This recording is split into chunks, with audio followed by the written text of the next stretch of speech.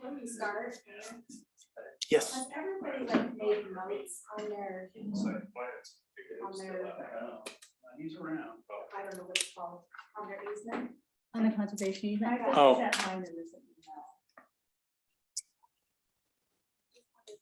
email. Just so you have their thoughts. Yeah.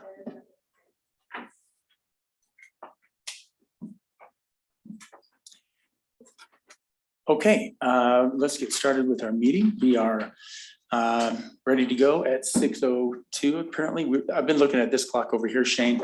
I think we need to make a minor adjustment to that one. So tonight, Tuesday, October 12th, we begin our meeting now. We'll start with a roll call, starting with Jason. Jason Thielen present. Greg Gordon present. Carla Merrill present. Troy Stout present. Jessica Smuin present. Lon Lot present. Great. Once again, we have a full quorum. We have an opening prayer by Carla Merrill. Father in heaven, we're thankful for this evening that we were able to gather together as a council. And we ask that we will be mindful in the decisions that we're making today, that we might be able to think beyond our scope and be able to plan for the future of our city in a harmonious way. We're grateful for the blessings that we have to live in this beautiful place and to be able to participate in the community. And say these things in Jesus Christ. Amen. Amen. Thank you. I've asked Bonnie to lead us in the Pledge of Allegiance tonight. Pledge allegiance to the flag of the United States of America and to the republic for which it stands, one nation under God, indivisible, with liberty and justice for all.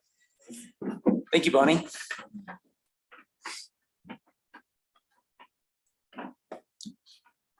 Okay, so the first hour of our meeting, we have set aside for the discussion on the conservation easement, the proposed easement.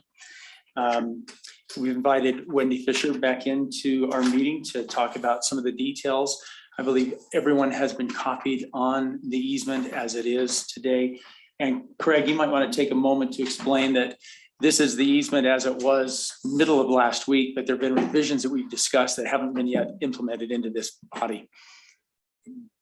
That is correct. The mayor and Jessica and I and Shane got together.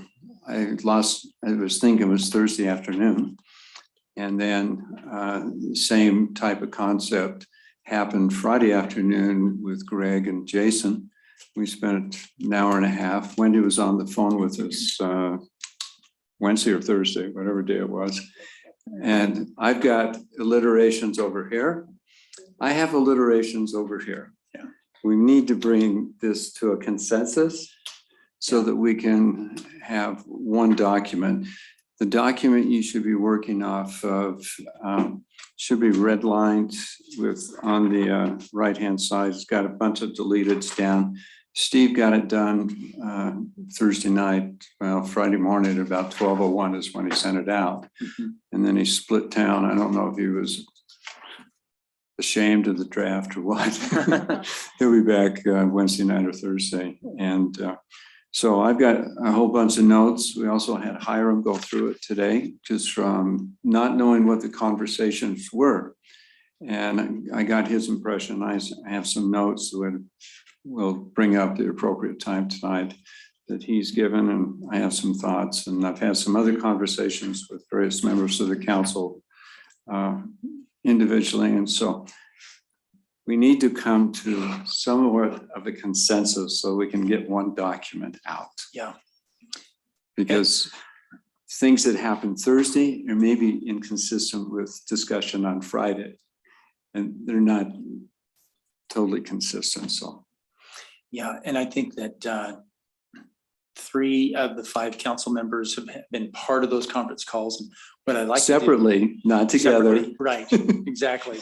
And so maybe if we could line another one up for maybe to include the discussion from this meeting and anything else that might be left out there on Thursday or Friday. Maybe Friday would be better for me. I'll be traveling on Thursday. Yeah. I'm And going to a football game this weekend and Oh, are you? it's going to Okay. take us a while to get there. I hope that works out for you. Thanks very much. I'm sure it will for somebody. I can wear a shirt for either team and be happy. Well, if you're going to be available on Friday, it sounds like Steve will be back by then. Maybe have a chance to review our discussion tonight. If we could, and I'll be driving back from Boise on Friday, late morning, early afternoon. So if we could shoot for that and then include Lon and Carla on that call, if you guys are available, that would be great. I'll be out of town. It's Oh. all break. Oh, it is, huh? Those of you. Could we maybe do Monday? The 18th Yeah, we could. for a call, because I think that'll give us a chance to distill what happens tonight. And then share that with Steve. And I think it's best at this point if we have one drafter. And I think that person is kind of Steve. designated to be Steve at this point. Right. So I'll take notes, Craig will take notes. We'll put together even some suggested language. But I think that if we can get some basic concepts from the council in general of things that they may have concerns about, things they'd like to see as possibilities or even discussion topics, I think that might be the best way to go. Then Steve would have a chance to add some language in, and then there could be another potential conference call on Monday. Yeah. that sounds 18th good. works great for me. Okay. Let's pick a time, then I can send it to Steve right now. Yeah, morning is, first thing in the morning, probably the first few hours is bad for me because I've got some commitments up on the hill, but other than that, I'm good. Lon and Carla, are you back on Monday? Okay. Are you available on that? Should we say 2 o'clock? I'm just picking Sure. it. Nice to get that scheduled up front so we can know when we're gonna meet next time. We will, Wendy, we'll send out the invite. If everybody will do a Zoom meeting or a GoToMeeting or Teams, some, whatever. Okay, 2 p.m. on the 18th. Shane, you okay? Sorry, Shane, I forgot to ask you.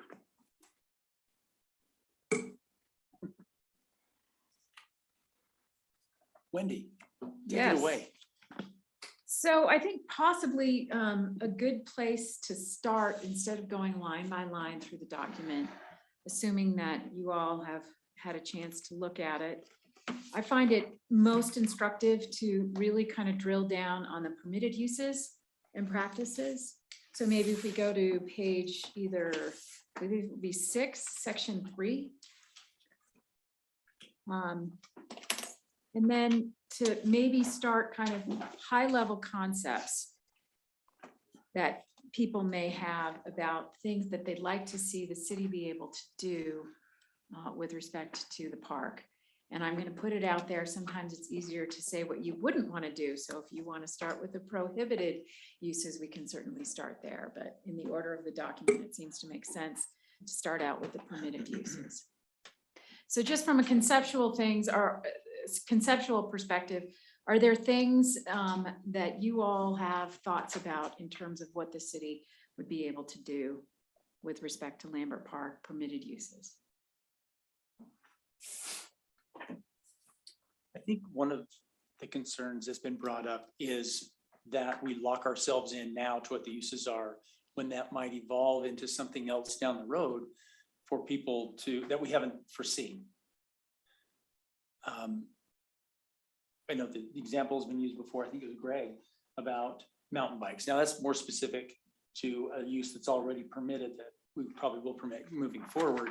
But what if something else comes up like hovercraft, scooter riding, and we want to consider that? You know,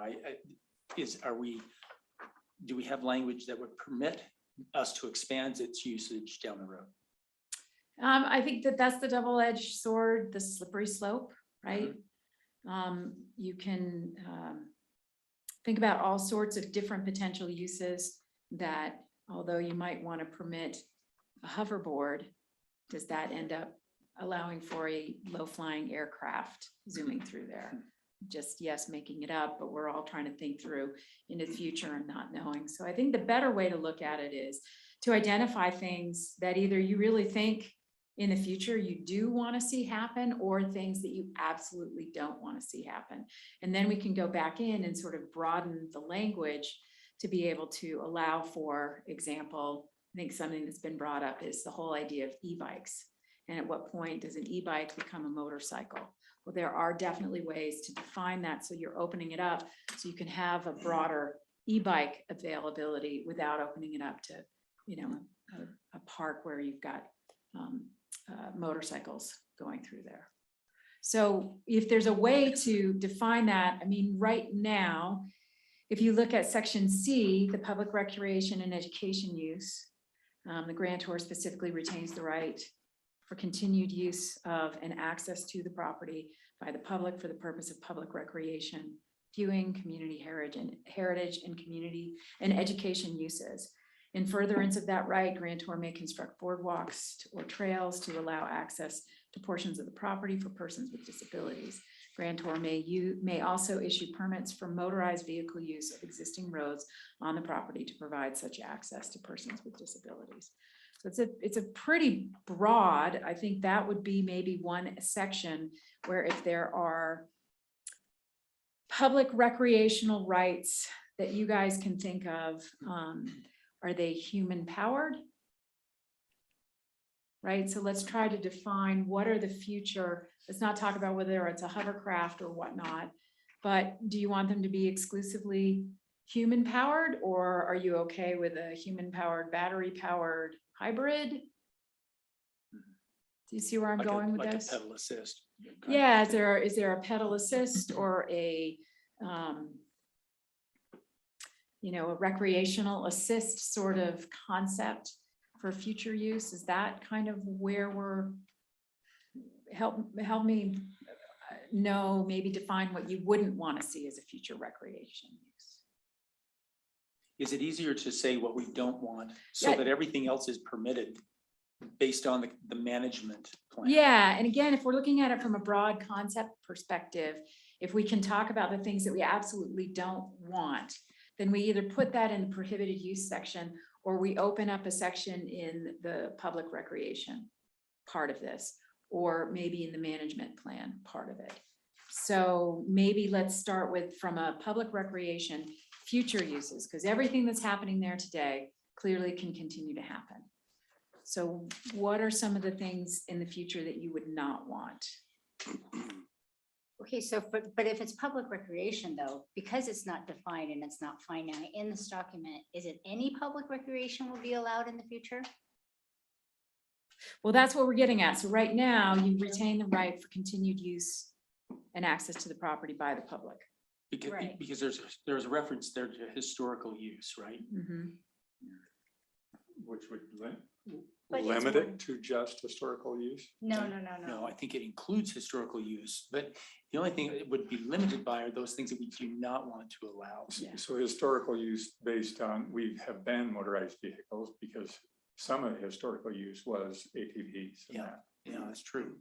So I don't So think how do that's you- what it how do you- how said. do you? Thread that needle. Yeah, how do you start saying at this so- point, historical use? Yeah, good No, point. it doesn't say that. Historical use isn't even in here though. It's Well, not we Right. I thought we did have Somewhere. It on just says historical. cultural. It says continued, so it's the Okay. continued use. So we're Okay. not talking about historic, think we're we talking might about start current that. condition of the property, current use will be continued. And we can even further define that. Do we want to allow snorkeling? Yes. I'm personally fine for keeping it broad. Yeah. Because the management plan can step in and manage the details, right?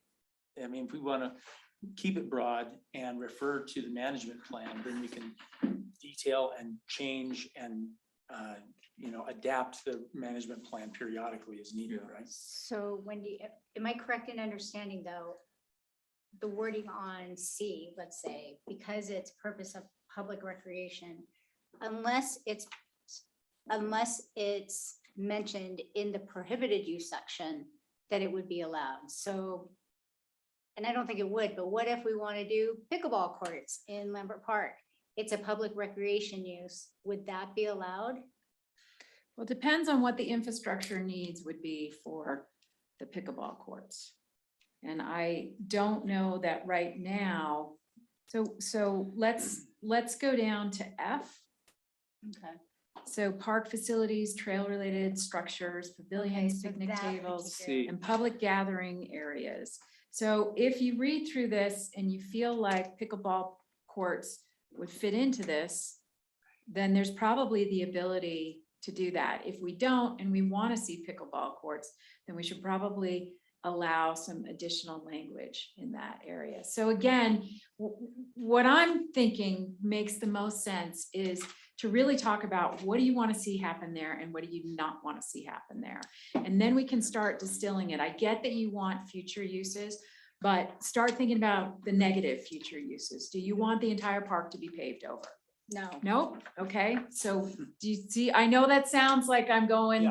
but that's where we need to be, is this 30,000 foot level. Right. Because if we start trying to legalese, wordsmith this right now, I'm worried that we're gonna miss some of the big concepts that you guys really want to make sure are either in the document, prohibited by the document, or are allowed by the document. And so that's kind of what I think makes sense in terms of kind of starting broad and saying, no, we definitely don't want that, but do we want to have the ability to put in a basketball court or that sort of thing? So do we want to prohibit hard surfaces, hard, asphalt, concrete, that kind of thing? For Do we want trails, to? maybe. Yeah, go ahead. I mean, definitely for the trails. I think the trails should stay natural, except I do like the idea of handicap access, because it's, and it does talk about constructing bridges and boardwalks. So I think that's fine. But I would never want to see our trails up there asphalted. Okay, So I would concur with that, other than maybe a walking trail from one end parking lot up to the other little parking lot, if someone's wanting to do a stroller down that west side. I feel like we have other parks though that do have the paved trails that they can go to. No? Well, possibly if we continue the corridor area, we really don't have anything other than maybe Creekside Creekside Park. and Burgess Park And has Burgess. Oh, yeah, a paved Burgess. trail. That's Smooth Canyon. and Smooth Canyon, our parks down to the Yeah, southeast. Smooth Canyon also southwest, has trails east. around there. So, But Yeah, you're talking along the western yeah, just edge, western goes north edge. and south. where there's The int- already kind of a It's road there. a big road. And Yeah. what's interesting, I wonder if, if someone were on a road bike and they went up to the canyon and then could come through there and kind of go out, or people with strollers or wheelchairs. That might be, or walkers when So it's you're talking- muddy. You're talking about between the Moyle parking lot, the new Moyle parking lot and the church one over by the State Center? Essentially, Mhm. that type of area. But I mean, we're not talking about a road, we're talking Right. about, 5-foot path. But I yeah, think- or less. I think we need to go back to our core values, which is a natural open space. I mean, is my understanding right? What we're working on right now should reflect what we've said in our core values. So if we look at our core values, and that will drive this document, it will help us when we start to get in the weeds. And Yes. so when I look at natural open space with trails, I don't think of paved surfaces. So that's, and we Yeah. also have to consider isn't a park for everything for everybody. We have parks in our community that throughout our community, we have everything for everyone. We do. So Now, I don't think there should be asphalted trails. so, That's just my opinion. okay, excuse me. And I would agree. I think you have to think, what's the purpose of the trail? It's simply to go from one edge down to the edge rather and turn back. It's not an effective, useful trail. Trails are kind of a, unless it's for, like you said, unless it's for handicap access, but for someone riding a bike, there's other ways to get from point A to point B that don't require a trail to put through it. However, you could improve a trail to the point where we have the emergency access road, where we've got road base, it's still dirt. But it's smooth enough for a stroller or a road bike to be on. That's kind of to me, that's the compromise, is it's a passable trail by almost anything or anyone, but it's not paved. Just to throw that out there. I'd say we do save our money for pavement in some of these other Yeah.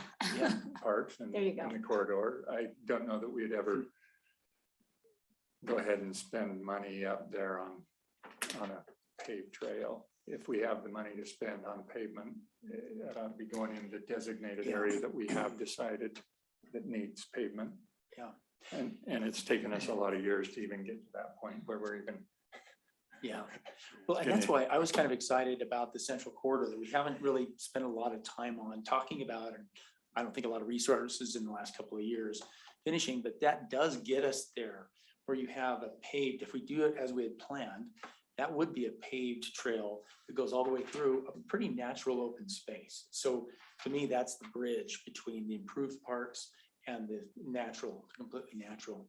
So I think if we say we don't want pavement on any trails in this park, the reaction to that should be, then let's spend the money to do that as soon as we can to the central corridor park. So we do have that full coverage of access for whoever wants to use a park.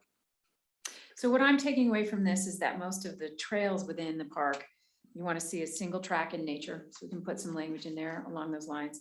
And that with respect to other trails that might allow for a broader use, that they can be, have various surfaces, but no impervious surfaces. So that would forbid any asphalt, but it would allow for something that maybe has more of a hard context that would allow for strollers and that sort of thing, and that those would be limited in nature. So we, yes, am I hearing that was what I Yeah. took away from that conversation? I think then, and as a side note to that, to cover handicapped access or disabled access, then the primary target there is going to be the poppies.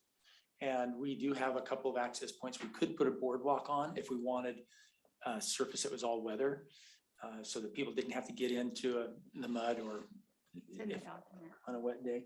So that, and that's in, right, that's in the document. That is So in the document, we do yep. have that ability to say, okay, now it's time to create handicap access to the poppies. Here's how we're going to do it within the agreement.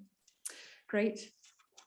Can I just throw one thing out? I'm not pushing for pavement. I'm just gonna throw something out. So the census shows that Alpine as a whole is an aging community. I'm just throwing that out there. Aren't we I don't know all what it's aging gonna be like communities? 30 years down the road, but No, I don't know. it's coming fast. It'll probably go in cycles like in most I mean, communities do. it went from like 4 point something persons per household to like 3.5 in a relatively short period of time. I think based on what you all are saying, I think there's some language in there, but it seems to me that one of the things we do want to be able to provide for is that ADA, maybe more senior enjoyment of the park. And I think that can be accomplished potentially without asphalt, but maybe we ought to look at that. So I've put some notes in there that that's something that the drafters should take a look at, is how do we find a way in the future to accommodate for the enjoyment in certain areas of the park for an ADA and more of a senior enjoyment of the park that would be appropriate. Yeah, and then there are some examples of extremely disabled or handicapped people who really should have some degree of access to the park. But we do have that in our parking lots. Some of our parking lots penetrate into the park deep enough that allows for some experience out of those. And I guess that's up to the management plan later on to see how those are accommodated, maybe if they want to go any deeper into the park. Well, no, I thought I read in the document that the handicap would have access through the roads, that would be one of the permitted vehicles, yeah. And with the permit. Yep. Okay. And we have that today, actually. That's And that's to stay consistent with what your current city ordinance is. So that is allowed. Okay, good. Maybe we should leave that and move on to other things that you do not want to see happen in the park. So I think what you can almost talk about just the results, right? So we don't want vehicles that leave lasting damage to trails or vegetation and so on, right? It's so you could argue, right, that's bikes and horses, right? But when riding at the wrong times. But that's partially when we don't want excessive noise, we don't want dangerous conditions, right? These are the reasons we don't have, say, dirt bikes in there or four-wheelers. So I think that's kind of the outcome. But how do how specific would that need to be? I don't know. I, If you look at page 10, there's a list of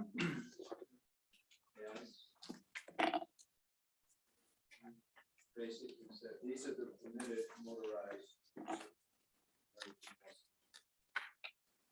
When you're saying dirt bike, you're not talking bicycle dirt bike. I mean, motorized dirt bikes, yeah. I think getting to your point too, Greg, one of the things that I've written down that I think makes sense, and we just need to make sure that it is in the document. I'm fairly sure it's there, but we may need to work on a little bit, is the ability for the city to close trails at certain times, public safety, seasonal trail conditions, and areas that have become impaired due to overuse or use at the wrong time, because you may not be able to enforce that. And that certainly is something that would be part and parcel of the management plan. But I'm putting that down to make sure that we, as we look at the language, can make sure we've really identified that, because I think that's something that a lot of cities look at, the ability for public safety reasons, but also just for sheer maintenance. It costs more if you have people utilizing trails and creating ruts and those sorts of things at the wrong time.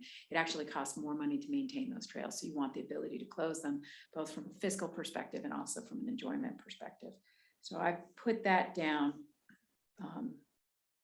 and keep going. What about lighting? So we have lighting in the rodeo grounds. Carla, you mentioned pickleball courts or something else we might choose to do there. To me, it seems logical to not permit lighting in the park in terms of artificial lighting to illuminate anything after dark, because it is a natural open space. It is higher up so people can see it from town. I think that would be something we might want to write out of it. What do you guys think? You mean installed lighting versus Yeah, bike like- lights? Yeah, right, yeah, because those are just temporary Yeah. people trying to get through the trails. But like on a pickleball court, for example, if we did do something like that in the park, I think it should be without lighting in that particular location. What are your thoughts? Yeah. No lights up the hill. Yeah. Probably the only other light we have, I think the restroom, Right. the lower one has a We got light, those little light on the Halloween front. On the lights, front, but not, not elevated. You Yeah. wouldn't see it from a couple of those Yeah. houses would, but that's it. It's just, those are just there to illuminate the people who try to vandalize the bathroom, so we can get a good picture of them on the camera. Yeah.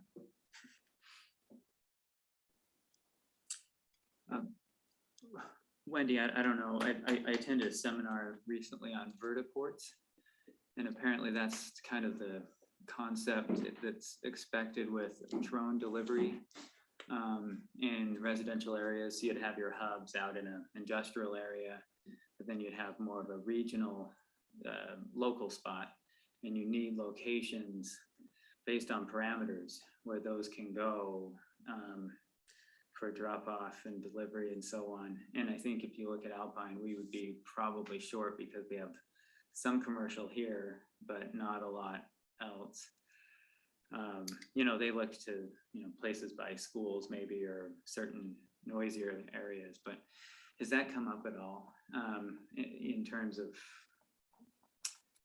these? Like flyovers kind of thing, or? So are you saying Yeah. that maybe Lambert Park Delivery would be drones. used as- Potentially. That would, for half the. Is that something that the city needs to provide, or is that something that the vendor would need? Well, see, that's a good point, but I think, it becomes a cell tower topic, right? Where they come in and they say, you have first rights, but if not, we're gonna put it on top of the school, or. So in terms of creating a point for the drones to be able to function off of, and that would be the cell tower, or is there concern that you would actually be utilizing Lambert Park for the Well, drone maybe, flights? maybe another location in there, I don't know. Yeah, no one really knows quite what it will look Well, like yet. Let me help you out, Greg. I just wrote a lease Okay. for a delivery drone. They're going to use the landfill in the southwest corner of Salt Lake County as their takeoff and their landing. They have a 50-mile radius, and the basic purpose is for the delivery of 4.5 pounds or less worth of medical supplies. And they can, it's a launch pad, think of an aircraft carrier. So they're building a launch pad that on the closed section of the landfill where it's cement and they actually boost the speed. So they get them up in the air very quickly and then go out and deliver, drop the package and come back. They've got contracts with 2 of the major hospital chains and are up and down the Wasatch Front. And they're building the facility right now. It's called Zipline is the company. And they land just like they're landing on an aircraft carrier. They come in and the wire stops them and they land. It's an amazing product. And so I think we could say we prohibit commercial use of drone or motorless aircraft or whatever. They actually have to get FAA approval to fly. They have to be under 300 feet.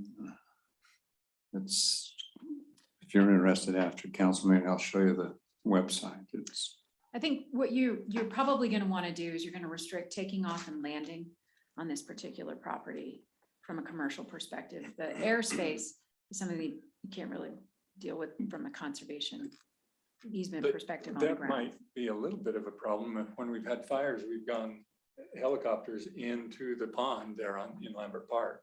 But not for commercial use, right? But not I for mean, is commercial that- use. I It think if, said anything for emergencies and Right. emergency use, especially for fire abatement and whatnot, that those uses would be permitted. Well, so, at least that's what I read. Maybe Yeah. I'm not understanding Yes. correctly, but that's what I read. so if the language was like eliminating commercialized or commercial for the purpose of commercial gain, now you're still open for recreational and emergency use. So you'd like to have recreational uses of drones? I don't think there's much wrong with that. You guys? I mean, I've taken note of the helicopter for emergency, make sure that we've got that language in there, but let's stick with the drone thing for just a second. I get no commercial taking off and landing, but are you wanting to have recreational drone? I think it's a good question. I mean, I think it's something we should consider because I see that coming, right? There'll be forms of like AR and UAVs, and there's technologies developing to make them more quiet, which is important because they're annoying right now, but they make it more quiet. So And there a couple things just to consider along this line, because we do have experience with drone from a recreational perspective. So I'm just going to throw it out there. I don't have any opinion. So drones and horses don't tend to mix. Just so you know that there was actually an incident in Dimpledale Park recently where somebody was thrown from their horse because they were being pursued by somebody recreationally flying a drone. Wow. So that's one issue that you may end up coming up with. Obviously, they have to have their license, and I don't believe those kinds of activities are permitted, but then it becomes an enforcement issue.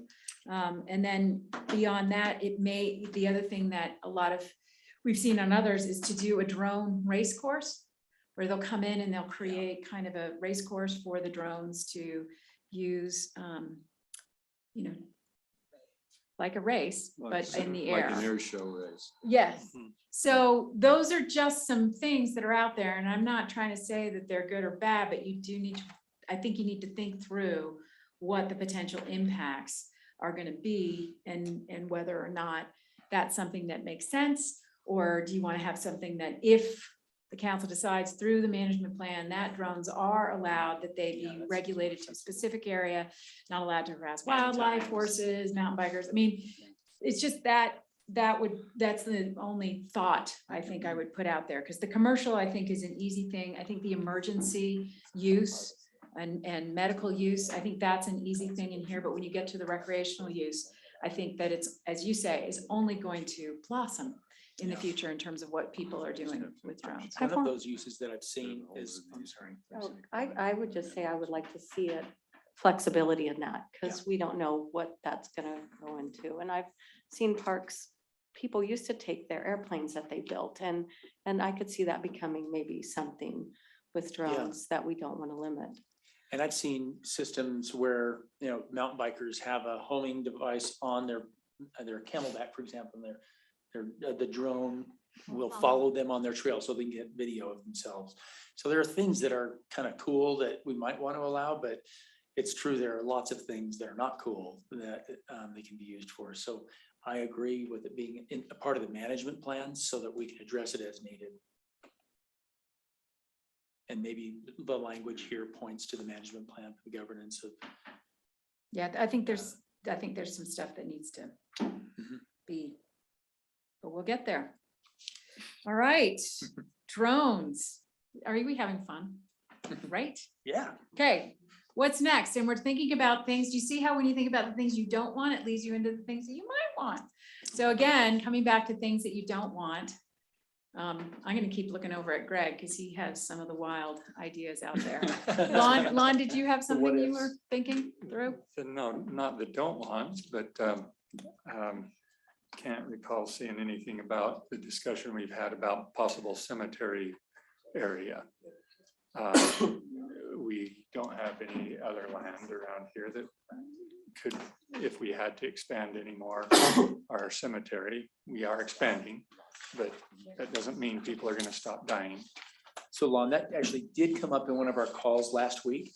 And Shane, you might want to talk about this a little bit more, but if you notice where the road comes in off of Grove, when you turn into that road toward the rodeo grounds, if you're going in, you'll notice you've got the retention pond on your left. And then you have kind of a graded out area on your right that we use for, stockpiling salt or gravel or whatever you need to move around. The thought occurred to me that, excuse me, that we might want to section a little bit off there to include that parcel that we've graded and the retention pond, because it doesn't really matter whether the retention pond is in or out of the conservation easement. It doesn't help us in any way or hurt us. But if we took that out and then reserved, I don't know, Shane, I think you have a better idea of the acreage that we're talking about. Yeah, so I looked at it, the area, including the PI reservoir and the area below that that's kind of been graded, it's about 8 acres. I have the same problem with the mayor. How many You know, acres is it? It's about 8. 8 acres. And what's the acreage of our current cemetery? I can look at that. Okay. Austin, do you have the ability to throw the map up there so we can kind of look at what we're talking about? Yeah. And I'm not saying that I'm for or against this. I just think it's a consideration to address the potential cemetery issue.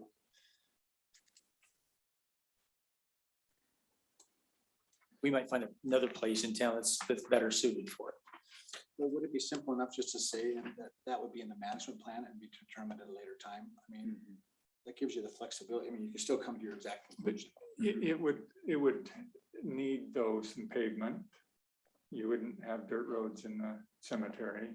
It would need structural, when you talk about what's the structure in pickleball courts, you made a comment about, okay, if we're going to do this kind of recreation, what is the structure behind it? So the cemetery would structurally need several different things. Obviously, we need the irrigation water and things like that. That I saw in here, we have written in that we could put in more utilities and things like that. But structurally, we'll probably would need a restroom, probably. Things like that. The good thing that I see about, and are we going to get to Lambert Park, Austin, so we can point out, is if we did, let's say we did come to the conclusion that that part was the best site for a cemetery, it can be accessed from Grove. It doesn't need to be accessed from inside the park. It could easily be, just a little road punched in from Grove, and now you're very contained in the usage of that land. And it doesn't have to be managed, it may or may not be managed, Jason, to your point, by the management plan. One Go way up or to the the other, ponds. if it's available to us, then we don't have to create any additional accesses into Lambert. There you go. Doesn't there also have to be a cemetery district? I mean, don't you have to go through the county board of health and whatnot when you put in the cemetery? No, it can be an enterprise fund of the city, and you just need Board of Health, County Board of Health approval to do it. But it doesn't need to create a separate district unless you want to tax it differently. We have a cemetery. Austin, can you turn the annotation on?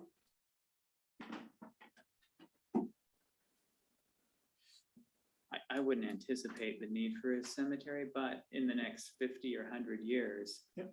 Possibly. It might be sooner. I don't know. Yeah. How- Well, and I think I made that comment when I brought this up the other day, that it's, it could be 30 years down the road. But, if we go to buy land and at that time it's 800,000 an acre now, that's gonna be some expensive cemetery lots at some point in time. The annotators off there. Okay, that's, I was just So- gonna point out the area that There we go. was about 8 acres, so. So we either need to carve out an area for the cemetery, as I'm hearing the discussion, or there needs to be some inclusion of language within the conservation easement for a cemetery use. Or exclusion of that property. from Right. the easement. Right. Right. That-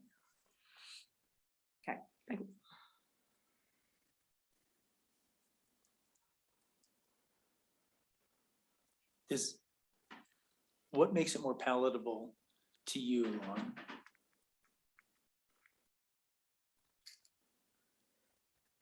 Well, and as I'm looking at the picture here too, the other aspect of future is water and storage of water, right? And as I understand the way our system works and can work, we really can't store it down lower. We've got to store it up where the pond is currently, which means that we would, if we wanted to double our storage capacity, we'd need to move southeast from the pond currently there. I think Wendy can take you there to this in the document where we talk about maintaining and expanding facilities if needed. And it specifically mentions the water too. Mhm. so- Yeah. Water's a very important point of this document. We protected it. And I think there are 2 points that I believe are being raised, as I understand it, from the discussion and also from what Lon is saying. So on page 6, the water resources. It's fairly broad language to allow for the replacement, the improvement, all of those elements, as you all see fit. So it says existing and future Mhm. critical water related Um, infrastructure. What I am also hearing on this is maybe a concern that you already know and can easily readily identify where it makes the most sense to be able to improve the water infrastructure. And so I would suggest that there might be a couple of ways to potentially deal with it, either through leaving it out, which I think is already a consideration that we're thinking of leaving that area out of the document, yes. So that's one part of it. How much does that need to be? Maybe we don't necessarily know. So maybe if that section is left out, there's a way to put in the conservation easement that for the water resources, an expansion of that existing infrastructure specific to that portion of the property would make sense. But we've also got our culinary sources and those storage facilities on the other side of the park as well. Right, and so I think that you've already got in this document the ability to expand those critical resources. Mhm. But I think if there's a specific concern to that particular area that you've already identified, that you really feel like you're gonna need to do some massive expansion, and then also potentially a cemetery. I don't know how the water and the cemetery thing go together, but I'm not gonna go down that road. So, no, I'll tie it a little Okay, together. Great, Is that you're asking about the cemetery to be fixed also. I don't think it needs to be fixed. Okay. I think we could push it somewhere else. I think you're trying to wedge a cemetery in a place that you're trying to keep it isolated, but it might not be best there in my estimation. It might be better down further at the south end of Lambert Park. And so that's where I was going with that. Yeah, you're wanting to, there are some fixed things, but I don't think the cemetery, in my mind, the cemetery would be a fixed location right now. I don't know that we could determine that right now. So the one thing that I do think would be valuable would be to understand whether or not there are some sideboards that you could put on that cemetery. For example, would it be appropriate to have the cemetery smack dab in the center of the park, knowing that you're going to have the hard surfaces, the infrastructure, the restrooms, maybe a gathering area? Do you see where I'm going with this? Do you want to identify how big the cemetery can be? Are there parameters that you could put if you're going to allow for a floating cemetery? This is really starting to become an awkward conversation. But if you're going to allow for it to kind of go someplace within the park, is there a way to maybe identify places that it couldn't go? Not necessarily specifically on the park, but that to the extent possible, the cemetery should be located on the fringe of the park so as not to create additional unneeded hard surface infrastructure through the heart of the park. Do you see where I'm going with that? I see where you're going with that. And I think that concerns I've always had with this direction we're going with a conservation easement is it's hard to identify future things right now and say that this is the right thing right now.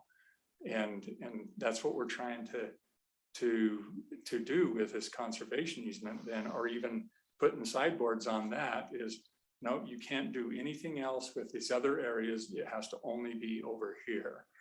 And so that is still my concern is that. So you're saying no sideboards for the cemetery, just keep it. Well, yeah, Okay. I think there could be some sideboards. It obviously can't be in the pond, and be a floating cemetery. Okay, fair enough.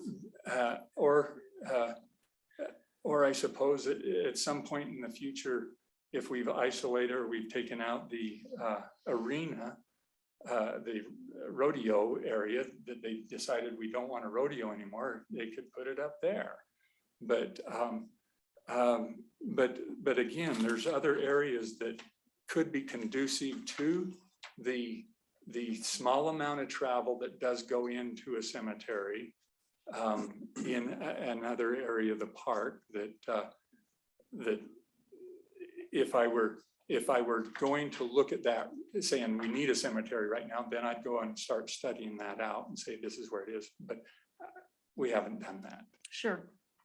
Yeah, I mean, I think all of that definitely makes sense in terms of, yes, you can continue to have that sort of use. My point with the sideboards is that my take on the conservation easement element is you're not so much trying to define, okay, well, we're going to put all these restrictions in place, but rather balancing. So if you came back to the core values that were expressed in the survey, the core values that you guys have talked about in terms of this being a natural park, are there ways to kind of balance that out? But I think, that's the question. And with respect to the cemetery, and if you want to just be able to let it still float anywhere on the property without sideboards, that's language that can be put in the conservation easement. If that's what people would like to see. Mayor, that's all Okay. That's not all I have, but that is one of the things in correlation with your question of things. On that water storage, could we allow recreation on it? On like an expanded water storage? Yeah, I mean, I think if we're putting it in, okay, this is conjecture on my part, but I think if we said we need another retention pond, but we could go broader and not as deep, or I don't care how deep you go, but we want to go bigger to allow, and we could allow recreation on it. It's still a water facility. It'll never be big enough to motor it. Right, No, but you could do paddleboarding or whatever, and maybe it's something that, and so Wendy, feel free to correct me on this, but it feels like if we can combine water storage, or a water resource with recreation, it would still be within the spirit of the agreement, would it not? I mean, I think within the four corners of the document, you have the right to keep recreational uses. You have the right to expand your water resources. If you find a joint use, including a floating cemetery, you probably could make it happen. How did you see I brought that around? She's really jonesing for Huh? that All right. cemetery. Okay. Yeah, okay. All right. Does Alan that might get be you the your only question? one in Yes, this room that exactly. lived long enough to see that. So again, it's great because when we start talking about things that we don't want, we get to that place of other things that we feel like we do want. So are there other things that you don't? Can we come back to pickleball courts? I'm not sure what the conversation was there. So help me with I what you felt like. like it went against the core value of what we're trying to accomplish. The natural open space. See, Well, I'm just. I yeah. agree, as it's written and described, but I kind of feel like out of, 250 acres, if we're having trouble finding a place for pickleball, you could put it in like a quarter acre or something, without really destroying the park and creating a major distraction. So I mean, I think for sure, it should by and large remain a natural park, but but I think to say it's 100%, I don't know. Good forever if that's. Could it be a much. sideboard thing Yeah, also, yeah, where yeah, we absolutely. say it I would think have to that one be, would be more sideboardable to try and avoid what we're going through in all our other discussions on where this pickleball court should go. Yeah. And designate it very clearly that this would be where it would go if it's gonna go anywhere. That way, everyone would know where it would be going. Be awesome if we could put pickleball courts in the parking lot of the rodeo grounds, and then they could be vacated for the 2 days a year that we use the rodeo grounds to allow parking, and then replaced. I mean, that's something that wouldn't require a whole lot to accomplish, and if we've got a big flat area up there to do That's that. interesting. Or even make it flatter. Right, up yeah. there. I mean, it puts it out of, and it Yeah. puts it at a distance from any homes, so there would be Correct. little objection to it. It could, Carla, do you just hate this idea? No, I mean, it's like So building a that's- sandbox in the middle of Lambert, like Yeah. go to the sandbox way over there. I mean, you kind of want it accessible to a community. Yeah, I mean, but you've got a paved road that goes right to it, and an area that only gets used twice a year. Henry does have a point. Rodeo grounds get used. It does, 2 days. It's 2 days A a year. week at the most, people practicing. We've got this great big space dedicated to it. It's beautiful when there's a rodeo, but there's 6 hours out of the year that there's a rodeo there.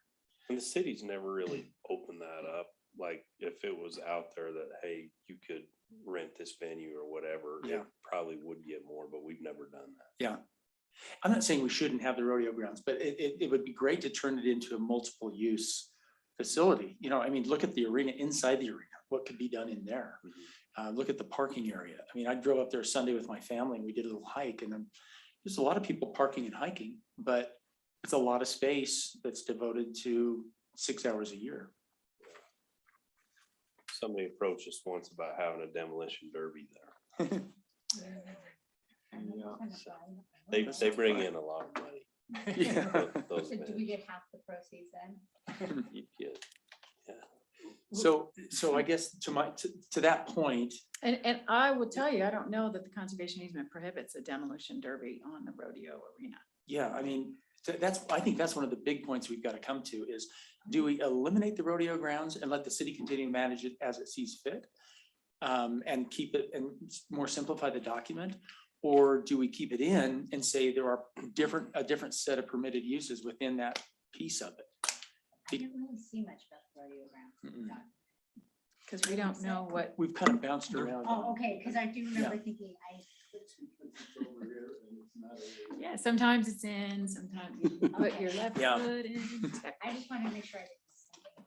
So do you mind if I cover that point for just a moment, Wendy? Sure. Just rodeo grounds, just to take a quick little time out. Going down the road, would you, Jason, starting with you, would you favor leaving the rodeo grounds in the conservation easement or paring it out?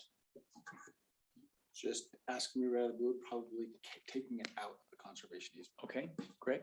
And you're talking just the rodeo grounds itself, the road and And the the parking lot. Parking lot and and I guess we'd have to include the road. I think Craig made that point earlier. Yeah. Yeah, I would say take it out because we're not really preserving anything there and we don't affect, the existing trails. plus it gives us flexibility to do other things with it. Carla, what do you think?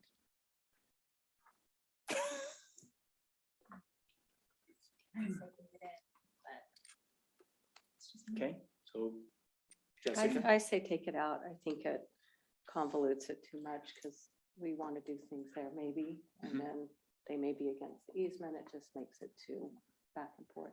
okay, Lon? Austin, can you go up a little or scan out a little bit more so we can see more ground around the rodeo grounds there? And just to be clear, I'm talking about Okay. the rodeo grounds exclusively because No, there no, are Go back up. there are important trails that go around all sides of the rodeo grounds. Okay. Okay, so so to answer your question, Mayor, protection is our ultimate goal in our open space in that.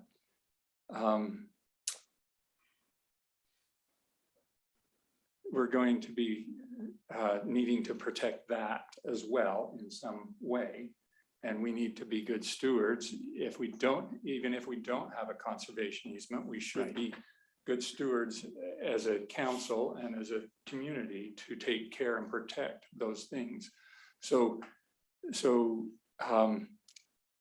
based on how you're moving with the document and protecting other areas, and you're able to write in certain things, according to what Wendy's saying, I don't know if you'd take it out, but you would protect it in such a way that it is. Again, I think we can manage it all as a city anyway. That's still my personal feeling, but cutting it out,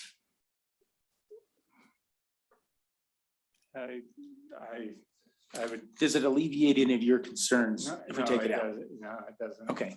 All right. And as part of what you're thinking is that if you've made the specific designation of we're protecting this property, we've made certain allowances for other things, that by leaving the rodeo grounds out, you could get unlimited height, unlimited density on there at some point. Is Well, that- no, it's butts up against another private property, yeah, that will be developed.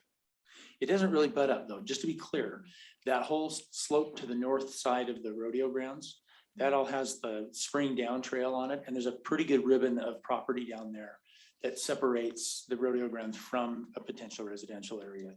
It's probably 300 feet or so, 350 feet. I look at it as prime building lot right there. It's got The rodeo best view. grounds? Yes. Oh, yeah. It's flat. I'll take a house there. Yeah, That's kidding. why I I'm think it should kidding. be in It is. conservation. It's a couple Little of over. 100 yards. A little over 200 feet. Yeah. 200 feet, okay. And while we're talking numbers, I got to back up on my 8 acres. So it's, when I looked at that the other day when we were on the call, that took in kind of the developed part of the rodeo grounds too.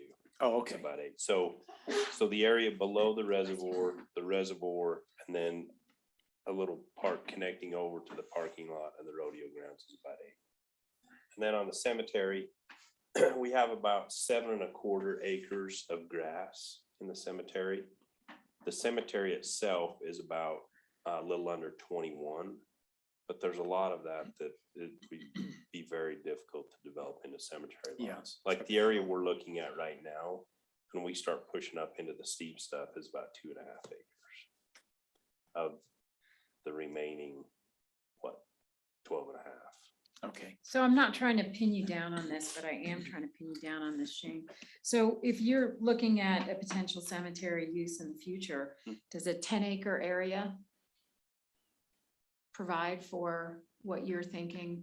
Yeah, that would Gets you- provide for quite a number. And of I'm not years, putting yeah. too many sideboards on it. I'm just trying to get a general Yeah. understanding. That kind of a sideboard I would be good with. Okay. Yeah, and especially if it's immediately adjacent to an already established roadway. In other words, it's on a border of the park that has immediate access to an existing paved road. I mean, I think adding that sideboard of the already existing roadway has to be part of a future cemetery. Not already existing today, but could be improved in the future because we have the whole southern part of Lambert that's going to be developed. The south side. Yeah, Mhm. the south side. So there could be some city dedicated roads. Maybe it's city dedicated road or To go up the something like border of the that. park, you mean? or- No, the sideboard of the cemetery, that it could be placed by a city dedicated road. Yeah. Okay. Because we don't know where those city dedicated roads, there's gonna be more that come Right. in, Right. We've got all stuff out around there already. Lambert, Yeah, but not into them. all around Lambert. So if you had a city dedicated road on the south South side, end. then you could put a cemetery just north of that. Mhm. So directly east of the stake center, you mean? Mhm. Yeah, that's feasible. And it's also the least intrusive. There's trails all through there. Well, it, You are, but you said you were gonna go all the way down to the bottom, so I'm assuming you're gonna use all of the real estate available and not allow for 10 acres in the middle of the trail system for a cemetery. That's just the assumption that I'm making. Well, just to understand, can you have trails through a cemetery? I mean, can you have bike trails through? I would think you could. Yeah, and I think it I also don't see it. depends on what kind of cemetery you end up doing. Yeah. Okay. So I have a sideboard, two sideboards, one less than 10 acres or no greater than 10 acres and immediately adjacent to a city dedicated. I do Looking like at it you, up there Lon. next to Yeah. the retention pond, because it gives you the view, it gives you a lot of things, access. I can see it down there.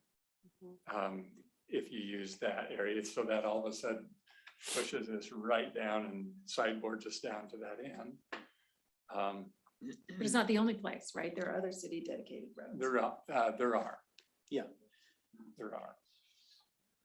You know, it's gonna be a while until we need that, before we need that, and time to think through and kind of let the park evolve under its designation as a conservation easement. As long as we have the ability, flexibility to go in and. And I have another sideboard, just checking on it for the pickleball courts. That it's no greater than a quarter acre. And that it would be in an area where you already have improved facilities. For example, the parking, the rodeo area. No lighting, There's a Huh? bathroom no lighting. No Yeah, we have a- lighting. and there's a bathroom volleyball there. Court. Yeah, and there's a restroom there. And so that would, It's a pump Not that I out, pump think- out restroom.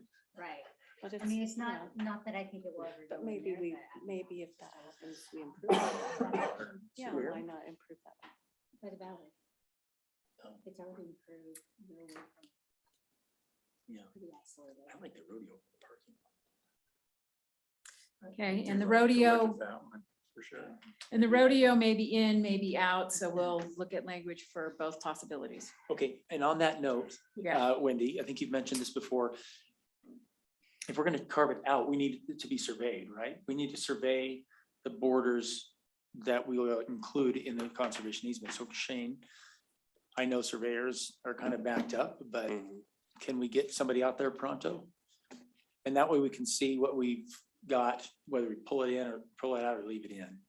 it also, if you do the survey of it, you could leave it in, and then you have a map that's been surveyed of the rodeo grounds. It's part of the conservation easement that has its own special use designations. Mhm. You have a lot of room to play with. So I would suggest that the survey is not necessarily a lost cost. If that makes sense. I think either way, if you pull it out, great, you don't need to worry about it. If you're coming back to what Lon was saying, where you want to have some of these uses, you don't want it completely left out because it is part of the broader park and other issues that might come in the future. You have this really clearly defined area where you can say, in this area, in this map that has been surveyed, you can do this, this, this, and this, that you wouldn't necessarily allow in the other park. Yeah, parts of the Yeah. park. Does that make Yeah. sense? It serves a purpose either way. Either way, so I'm voting for the survey. Okay. Do we have any connections where we can get somebody out there? I'm trying. Okay. These two guys will have connections. Okay, so we've covered a lot. And I'm trying to be conscious of the time. Are there other big ticket items, concerns, thoughts, even if we just wanted to list them? I know we have it scheduled for an hour.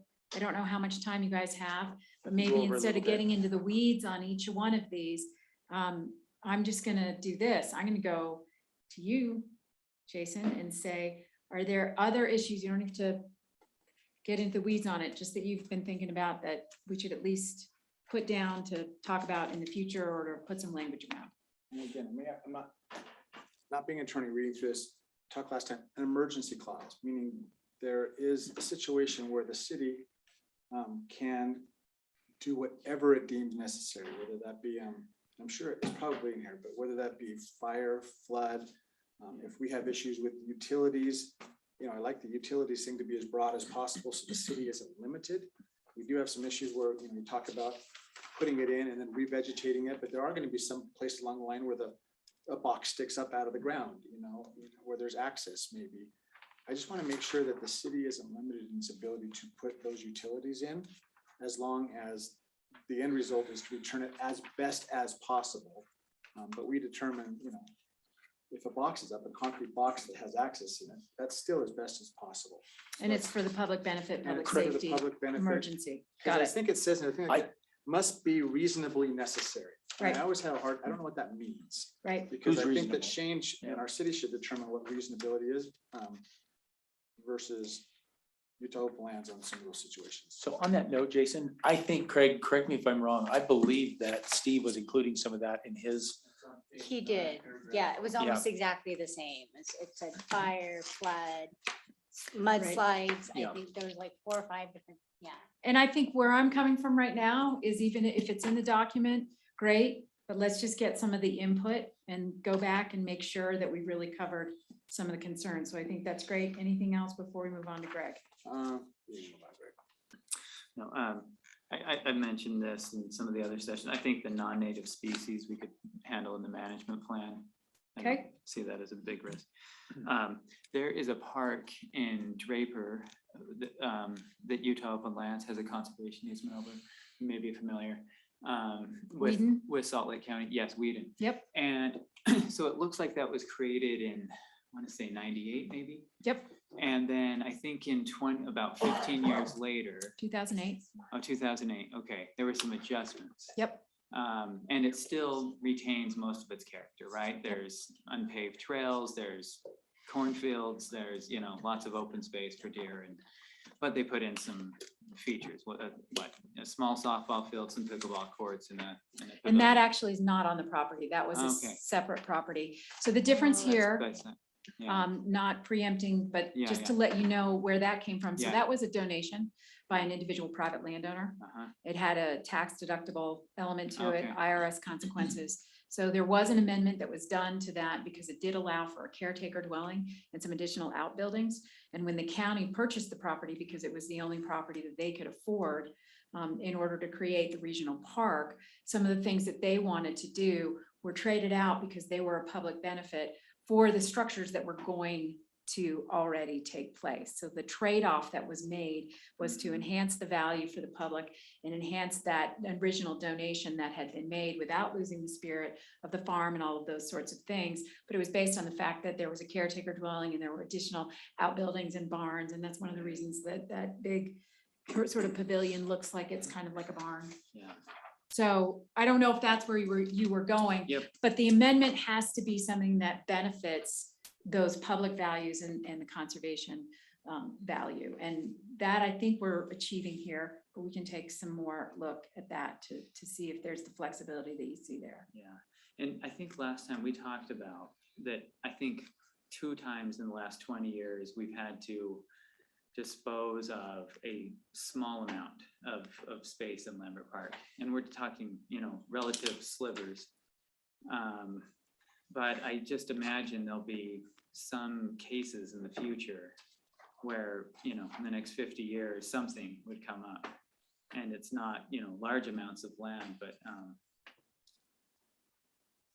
I don't know if there would be any way to enable that if there was kind of an emergency or a clear need to do so as in those cases.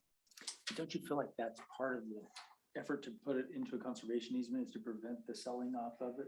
Yeah, but I mean, of I course, think what Greg's saying is in case of emergency or something, and I'm not sure what Like- kind of situation that Yeah. would be, but Is that, am I understanding? Yeah, correctly? because there were a couple, right? And so I just assumed that every decade something might come up where, I don't know if it's utility related or, you know, some. Yeah, and I guess that And it's very small, but I know, I don't, if you open it up, you don't want it to happen 1,000 times or 100 or a dozen. You know? right, and in the term emergency, do we include financial emergencies? Because Yeah, that's where I think we get into Risk. to dangerous territory is if we decide we need money, so we're gonna sell it off. Well, and I think what I understood about those situations is there were other options. It was just that was, again, financially, the option that made the most sense at the time, but it didn't mean there were zero options. Is that right, Shane? Well, the case I brought up, there were a lot of different parts that came into play, but part of it was we had the ability to get a grant, but we were very limited on time. And so if we had to condemn property outside of the option we ended up going with, it included selling a little, it's like a quarter acre or something right on the fringe. We couldn't have condemned the property through the legal process in the time that the grant money was available. Right, so there And was an so- option, you just wouldn't have gotten the grant. Yeah, So we would have that's had what to we come have up to with. decide is the value of preserving the Yeah. park and what does that Mhm. mean? I mean, you can put language in there. There's some language in there about a boundary line, some boundary line adjustments, but you can't diminish the park. You'd have to be able to keep it exchange. the same, and it's only a de minimis sort of thing. And I think the reality is if you open that door, you will walk through it. So, you know, a quarter acre every 10 years. And again, I'm not making a decision on it, but I can guarantee you, you know, in fact, it just came across my desk today, you know, some land and water conservation fund properties that had been, Piecemealed out. yeah. So it is a consideration. I hear what you're saying, but I think that is the conversation you guys need to think through and have in terms of if you open that door, you will walk through it.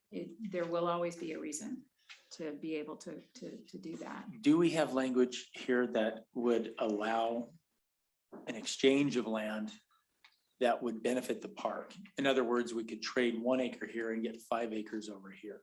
You do not.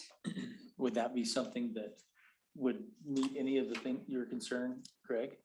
Oh, yeah, An I mean, exchange? yeah, it might be a good concept. It would have to benefit or be at least equal to. Even there, though, I think we'd want to be sure that there's a maximum amount. Yeah. You know, Per transit, per trade, or, yeah, and maybe in total. yeah. Yeah, somebody might say, well, and we had this happen actually before the county purchased the Whedon Park, where we had somebody who came and said, I can give you double the amount of land over here. And it's better conservation value, it's better this, it's better that. And I think that if you talk to the county and you look at the community today, that would be a huge loss to not have that open space and as it functions. And though that's going to be the trade-off. So I think you're right. If you do end up doing some sort of thing in there for an exchange, you need to have a fairly significant sideboard on it. Otherwise, you could lose the entire park. But there may be opportunities to increase the size of the park by doing that. Or enhance it. Anything Thanks. else? Okay, Carla? No, I don't. Okay. I think she probably wants to think about that and get back to me on it, and we'll get back to you. I'm gonna skip over you Well, I know right there's gonna now, be a if meeting on that's Monday, okay. Jessica? Just, there was language, right, that you addressed regarding solving that Grove Drive, Box Elder connection area. Yep. Oh, yeah. And we need to make sure that that's That's in there. I think that's in spelled out, Steve's and I notes. think that we wanted to include something that allowed for pedestrian access, maybe up Grove Drive. I don't know, there was just, it was solving that interchange and maybe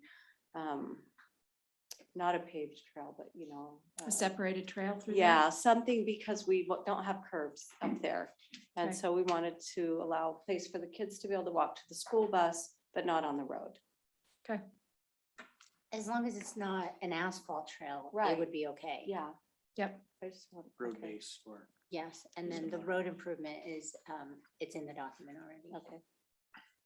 That's a good call out, and I think we can relook at that and just make sure we've actually satisfied that particular issue. Are Okay. there other issues? I think we've covered Okay, everything. Vaughn, I'm ready. Got my Okay, pen ready to well, go. I only had, since we got this Friday afternoon, evening, only had 5 hours to work on it. Okay, I need more time okay, to see some of it. I have several legal questions I'd like to talk to Craig about.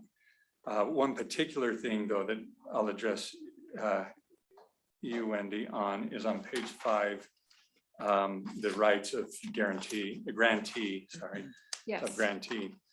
I'm going to read this and then ask the question. While retaining the same and to accomplish the conservation purpose, grantor, Alpine City, hereby grants the following rights without restriction to grantee, with which rights shall be in addition to and not in limitation of any other rights and remedies available to grantee.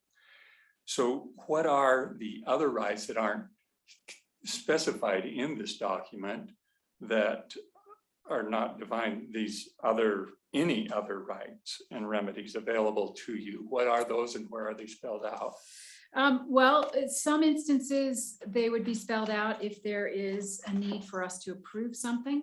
So we have approval rights Okay, that are not spelled out in section 2, but I believe that is in section 5. Where there's a prior approval that is needed from the grantee, and I don't think there's more than 1 or 2 prior approval issues for the grantee, so that would not hold for most of the permitted uses. In addition to that, we have the ability in the event of a breach restoration, right, for remedies. And part of this is not just for the city. So you need to think about this as a third-party violation. You know, that's part of what we're looking at as well. It's not just what the grantor is doing, the permitted or prohibited issues. It's also a third party. So that's where some of that comes in for our rights to be able to go to court, basically, and to hold those folks accountable.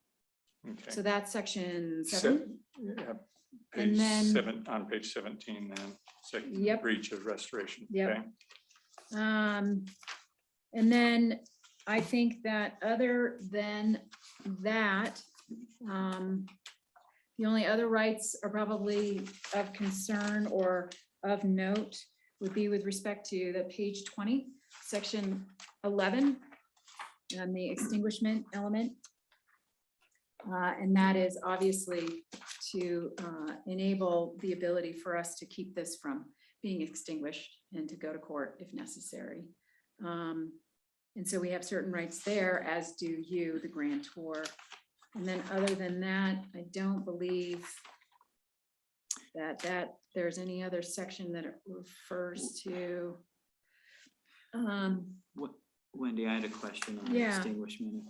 Yes, Yeah, so section 11 extinguishment, B, the last line says any removal of land from this easement constitutes an extinguishment regardless of how such removal might be. Yep. Characterized. yep. Could you explain that? Sure, yeah. So, I mean, and again, we just talked about the swap exchange sort of thing, which I think that's a slippery slope, and I can explain that to you guys as well. But the bottom line is that obviously, if it's easy to extinguish parts of this conservation easement, then it's easy to extinguish parts of this conservation easement. So that's why I was trying to create a high bar. The whole concept is that you're trying to foresee within the conservation easement all of the things that you would want to possibly be able to take place. And so the extinguishment is supposed to be a high bar. You can still condemn. And at the end of the day, as a city, you could condemn the entire conservation easement. You'd have to go through all of the findings in the court. You'd have to go through that high bar. But you have that right. That is actually one of perhaps the more dangerous parts of conservation easement protection when it comes to city properties, because you have the power of eminent domain. And that holds true for conservation easement as well. So that's why the extinguishment clause actually, from our perspective, is equally important, because it creates a barrier. It's not impossible. But when you start talking about, whoa, we need this for something in the future, if you decide that the use is higher than the purpose that the property already exists under the conservation easement, then that's something that you would go through as a city to condemn the conservation easement. Is the process to that, Craig, any different than it would be to condemn some of the other properties? Exactly. I mean, that was going right through my head. If we decided to Said do that we that. bear the brunt of the legal fees. That's what I'm reading. Yeah. Yeah. In but- that case, otherwise, when they're defending it, that's not to us, but yeah, so that's a swap or an exchange rate. From a historical perspective, how many times has that happened, Wendy? That a community's condemned a conservation easement. I think I'm aware of maybe 1 or 2 instances on the East Coast. Okay. I mean, I think the point there is that it seems pretty unlikely that we would need to condemn it. And if we did, then it would be worth the cost of doing so. I think to hold that up as a fear that it might happen, and so we shouldn't do a conservation easement, is a little bit narrow, a little bit of narrow vision.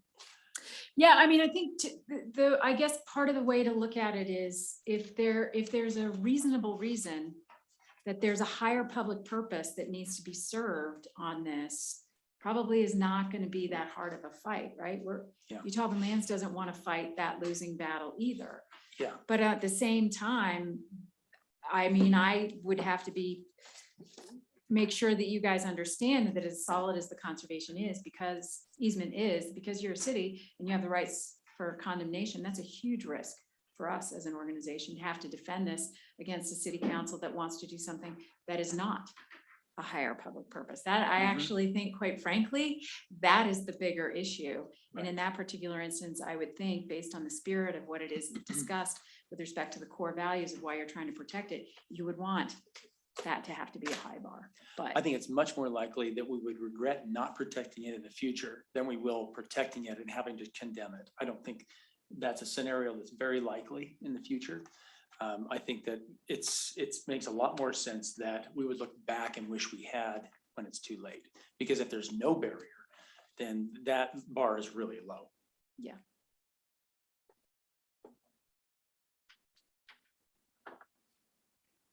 Okay, sorry, Wendy. I'm Nope, making you're a note.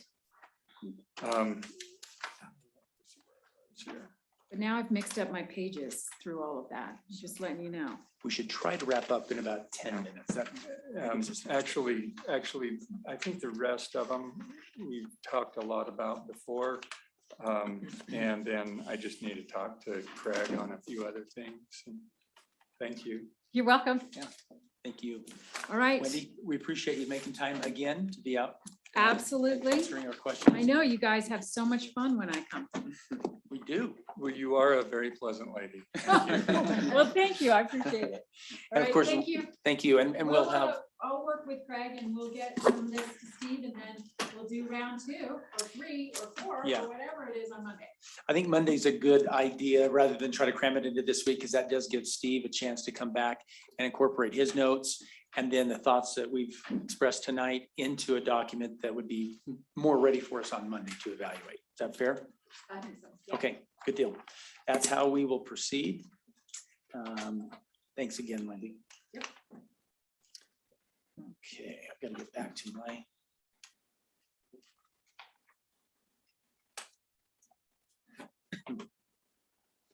Okay, let's move to the consent calendar.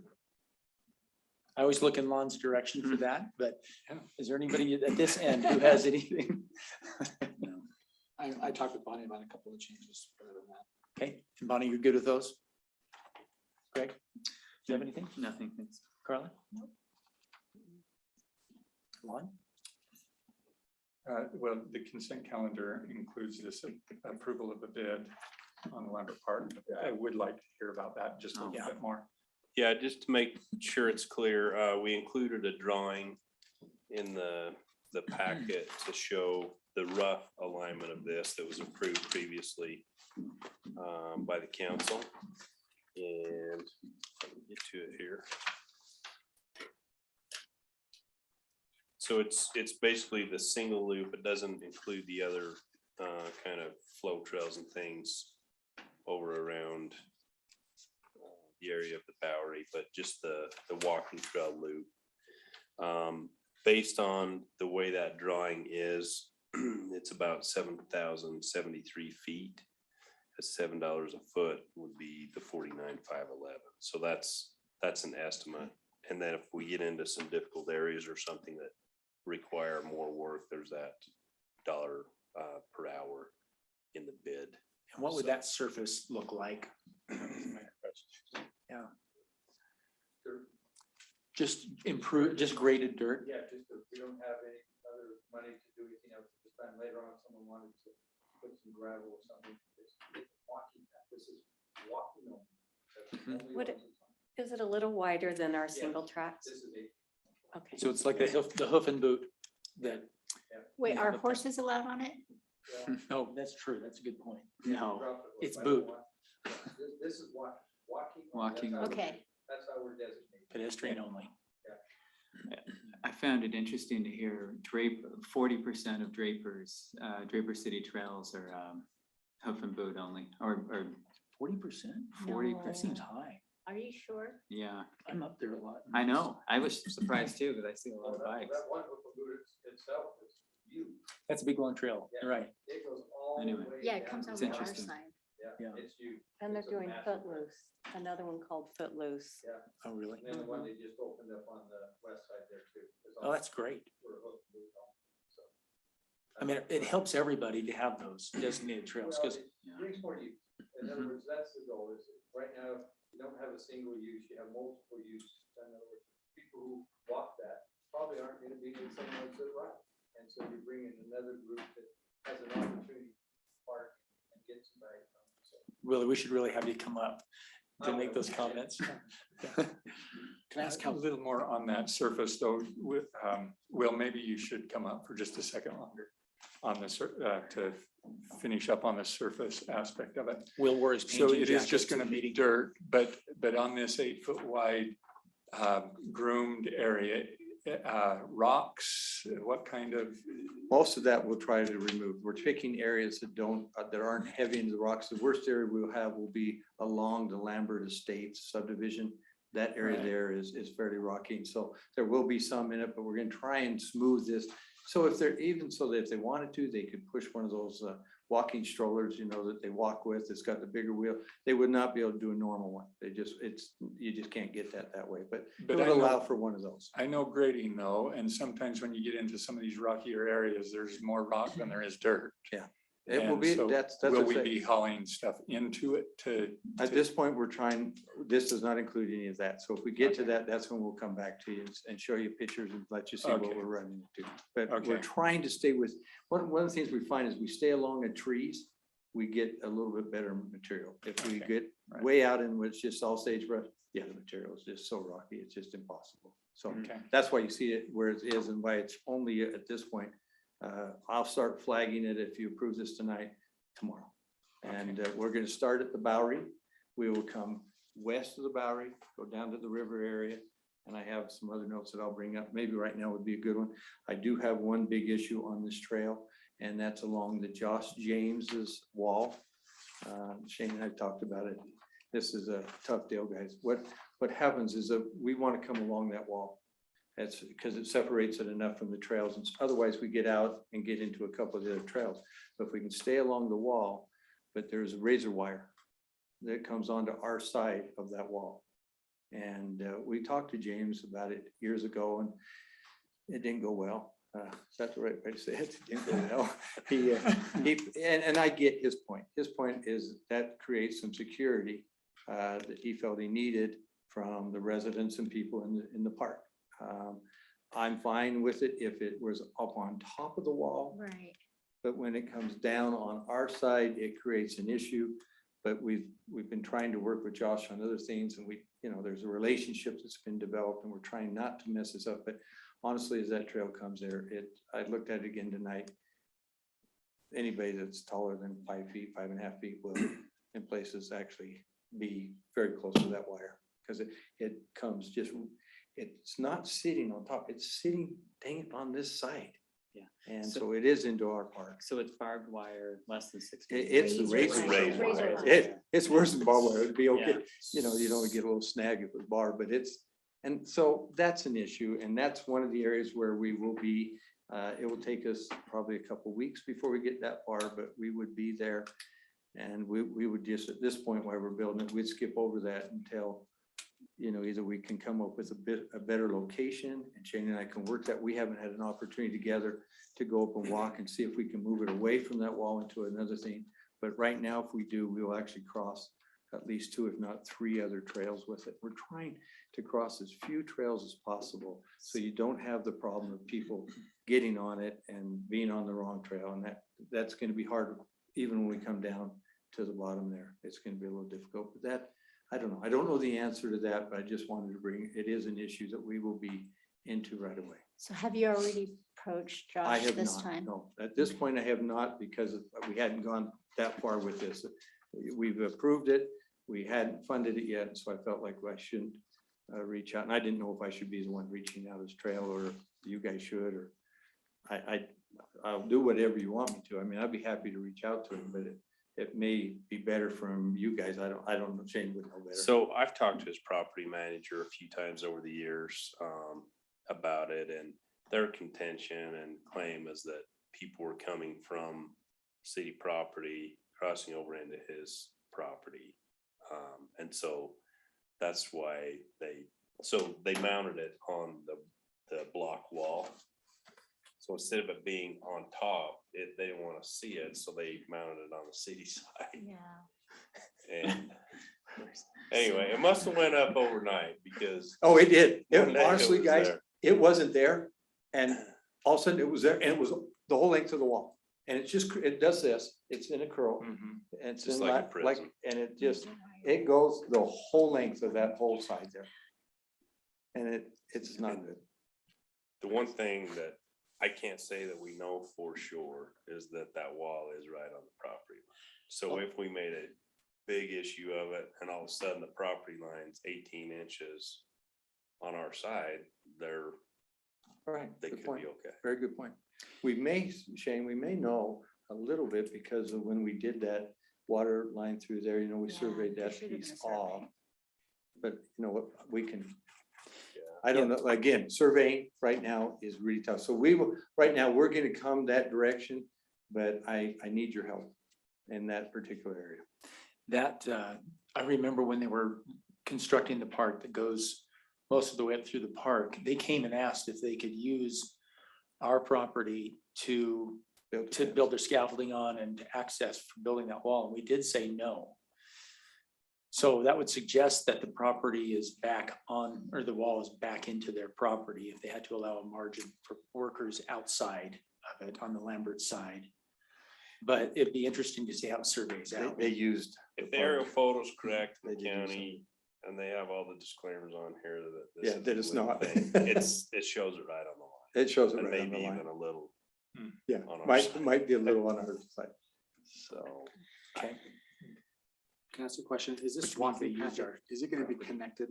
Is it gonna be like a loop? Yeah, it's a complete loop. And then we're not planning to do it right now, but we'll take another one up eventually and take it up by the spring and bring it back and connect to it too. We'll have A, which is the whole thing around the very bottom.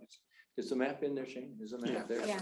Yeah, so we're gonna do that lower half, Jason, down by River, down by Lambert Estates. I just don't see it connecting on the farthest east Yeah. side, but I It guess. So does. it's just It, connect okay, right it does. Yeah, we've got it. What's the distance? I'm curious. It's over 7,000 feet. 7,000 linear feet, so about a mile and a third. Mile and a third, mile and a quarter. And this is all privately funded, is that correct or no? Well, you're funded. We expect that will be reimbursed if we can finalize and get our 501(c)(3). We have a donator who is donating to build this whole thing. And that's why you don't see the other loop in it right now, because his funds would go and help us do that too. And once we So know. why that- isn't it just being donated to the city towards the? Because it trail? doesn't work for their trust. Their trust has to do it to a government entity that Oh, is an okay. actual 501(c)(3), which, by the way, isn't the attorneys. It's gone through our whole process. They've done it, and attorneys send it into the feds, and that's where it's at. It's in the Okay. government. Black hole. Holding pattern. And is Yeah. this gonna be done, what's the timing on this? We're You're ready to gonna start. mark it- His machines are there. I would start walking it tomorrow morning if we're going. So, and then it will, okay. Weather permitting. This is actually one of the beautiful things is I was gonna talk a little later too, is the other one, Bryce, who is doing our flow trails over on the other side.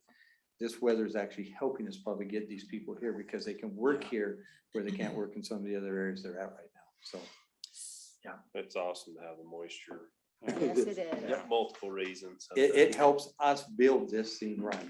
And it's killing them where they are because it's too much. So they called today and says, Bryce said, hey, can I meet you tomorrow? I said, sure, I'm meeting the other one tomorrow too. Let's just get this all done. So they're looking to come work here right now because it's a good place to work. Well, what about the vegetation that they? have to He remove? hauls it all out, every bit of it. Even when you see him go up in the mountains, you will not find any vegetation on his trails. Clears it out. It's amazing to me. I don't know if he eats it or what, but it's never there. Probably. Brings goats. I don't know. He's got a dog, so maybe the dog is, that's So why it's how called far Last away- Chance. That's named after his dog because he rode his four-wheeler over up there and knocked out the eye of his dog. So about killed himself too. Wow, So that's right. So we did have money in the budget for this. Yep. If the donation comes through and that all gets taken care of, it can just shuffle funds. Yeah. So. And then when are we gonna get the concept plan for the south end of Lambert Park? we'll start it tomorrow. We'll be, Okay. that's who I'm meeting tomorrow's Bryce. And So if he'll- everything works, we're next up on schedule. He's on a big trail right now in Park City, major trail. But this Snow. He's This getting weather- pushed off of I there. get kind it. of nailed him. So Yeah. I hate to cheer for that, because it was working. So that's what we're trying to do is we want to get this one started right now because it's a good time and they're not busy. We come again Yeah. in March, April, we'll never get them back. And you might have Thank you, said this Will. tongue in cheek, but on the south side, you're not really working around a potential cemetery location. You said you'd go around it. Come on, fill that thing up. No, the Build trail. a place with trails. No, that's why I had to laugh. Yeah. Oh, okay, we'll just go around that. That'd be fun. I do think in the cemetery. Okay. It's working too hard to get in there. Okay, would you like to make a I'll make a motion? motion that we approve the consent calendar with the changes made to the minutes. Okay, we have a motion by Lon Lot. Do we have a second? Second. Second by Carla Merrill. Any additional comment or question? All in favor? Aye. Aye. Any opposed? Motion passes unanimously. I did have one question regarding the. Too late. Oh, No, you can ask the questions. with Just the pass. budget, it's actually for the police chief. I noticed that we're really behind on, I'm assuming which is ticketing. Is it? No, dude, I'm the one that drives like a grandma. Come on. So just a quick explanation. When COVID struck, I instructed my officers to not refrain, but we really went hands off as far as traffic citations were concerned. The reason being is we come in contact with enough members of the public as it is. Okay, so it's We just were COVID. trying to restrict that contact to only thing that was necessary, so traffic citations did suffer. And we've started to increase those again, but the court has also suspended their proceedings for the time being. So there's not a lot of revenue coming in, even when we're writing citations, you're not seeing a lot of revenue right now because they're still not in session, so. So Chief, was there any difference in the rate of warnings versus actual citations being given over the last year, say? I don't know if there's a difference in percentage wise. I think that maintains roughly the same. We just did not, our traffic contacts went way down when we moved into COVID. So we're starting to increase those again. We're starting to see more and more citations come in. But again, the courts aren't in session, so I'm not sure what type of revenue is being generated and what kind of fines are being assessed by the courts. Thanks, Chief. Thank you. All right, we'll move to our public comment section. We have a few minutes reserved in our meeting for public comment for anybody who'd like to get up and make a statement or comment, ask questions. We'd ask that if you approach, please state your name and address clearly for the record and take no more than 3 minutes for your comments. Hey, Will Jones, 999 Norco Drive. Got to speak fast. I want to give you a quick update on Three Falls, what we did last time I was here. I talked about what we were going to do with the fabric and stuff. Since then, I've met with 2 consulting engineers that told me I was full of crud. I had the right product, the wrong application. And so they said, that's not a good application on your walls because of the way they are. And the city would not be happy with it down the road because of what happens to it in coloration and stuff.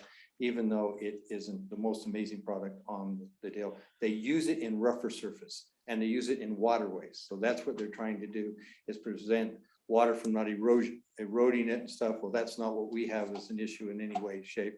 And so that went off. But in the meantime, I contacted 2 other engineers and we've been pursuing like mad. I met today with, we'll call them the cottage cheese boys. They would be the ones that would spray it with concrete spray over it. It looks like cottage cheese, and then they paint it. The problem was, is the first question I asked was, okay, tell me the down. And they said 2 things. Number 1, cottage cheese will probably get water behind it. It will get water behind it. That will freeze thaw. You'll break out pieces of it. That's number 1. Number 2 is that coloration will change and you'll be back to just a light gray, regular concrete. He said it takes about 3 to 5 years. And no matter what we paint it with, that happens. The only way to keep it going longer is you have to actually mix it in the mud, which puts it at about $50 more a yard to do that stuff, which is just crazy. So that was today. Yeah, you are, because they have to wash out the truck before they can do it again. And the wash out's heavy duty. Anyhow, he went through all the chemical stuff with it. It's not. So that's not really the best, but we have some good ones. We're going to have next Monday, have another group out of Arizona that's making a great presentation. They showed us their before and after pictures. The coloration is a permanent. It is a natural element that is induced to the rock. It can't harm. You can eat it, you can drink it, you can do whatever you want. It is not harmful in any way. It goes in the rock and penetrates deep into it where you don't have any problem. In other words, if you lose a little piece off the front, it's okay. It's still in the rock behind it. And so you don't have a discoloration and it will stay that color forever. It does. They say, well, as long as they know, they've only had 50-year tests, but up to this, they don't see hardly any color change in it. Wonderful thing. So we're going to have them, because the city has not had any of this. We're doing a Zoom call on Monday in the DRC. If anybody wants to be there, it's 10:30. They'll do it, or Shane can take it from there and then show it to you, whatever. But we've got that presentation done. I've got a couple other things that I haven't had a chance to present to Shane that came up because of what we're doing today with other engineers making some other suggestions and maybe some plantings and some other things that could even go further. So I just want you to know that thing isn't going away. I'm not through until that thing is good. And I mean good. I don't want to look up there, and I already get this, the Will Jones scar. You know, I have people I meet and they love to rub that in. It's a beautiful thing. But anyhow, I'm gonna I needed I told you the only thing that was missing was my initials. I just needed to put my initials on it. Yeah, I did such a beautiful job of it. But it's going. I'll stay on it. That's my promise. Let me give you a quick 2 other updates up there. Quick question on Yes, what you sir. just described, Will, with the one that you're talking to now, that permeate, that kind of goes into the rock. Yeah. Is there a minimum temperature Yes. requirement? Yeah. Are we past there? Yes, it can't get lower than 45 during and it's a 3 different deal. So you do one and wait a week, do another one, wait a week, and do another one, wait a week. And you can't have a temperature below 45 during those times. And it's not supposed to rain during the first 2. So during the first 2 deal, a third one, it doesn't matter because it's going so deep into the rock at that point, it's not a big deal.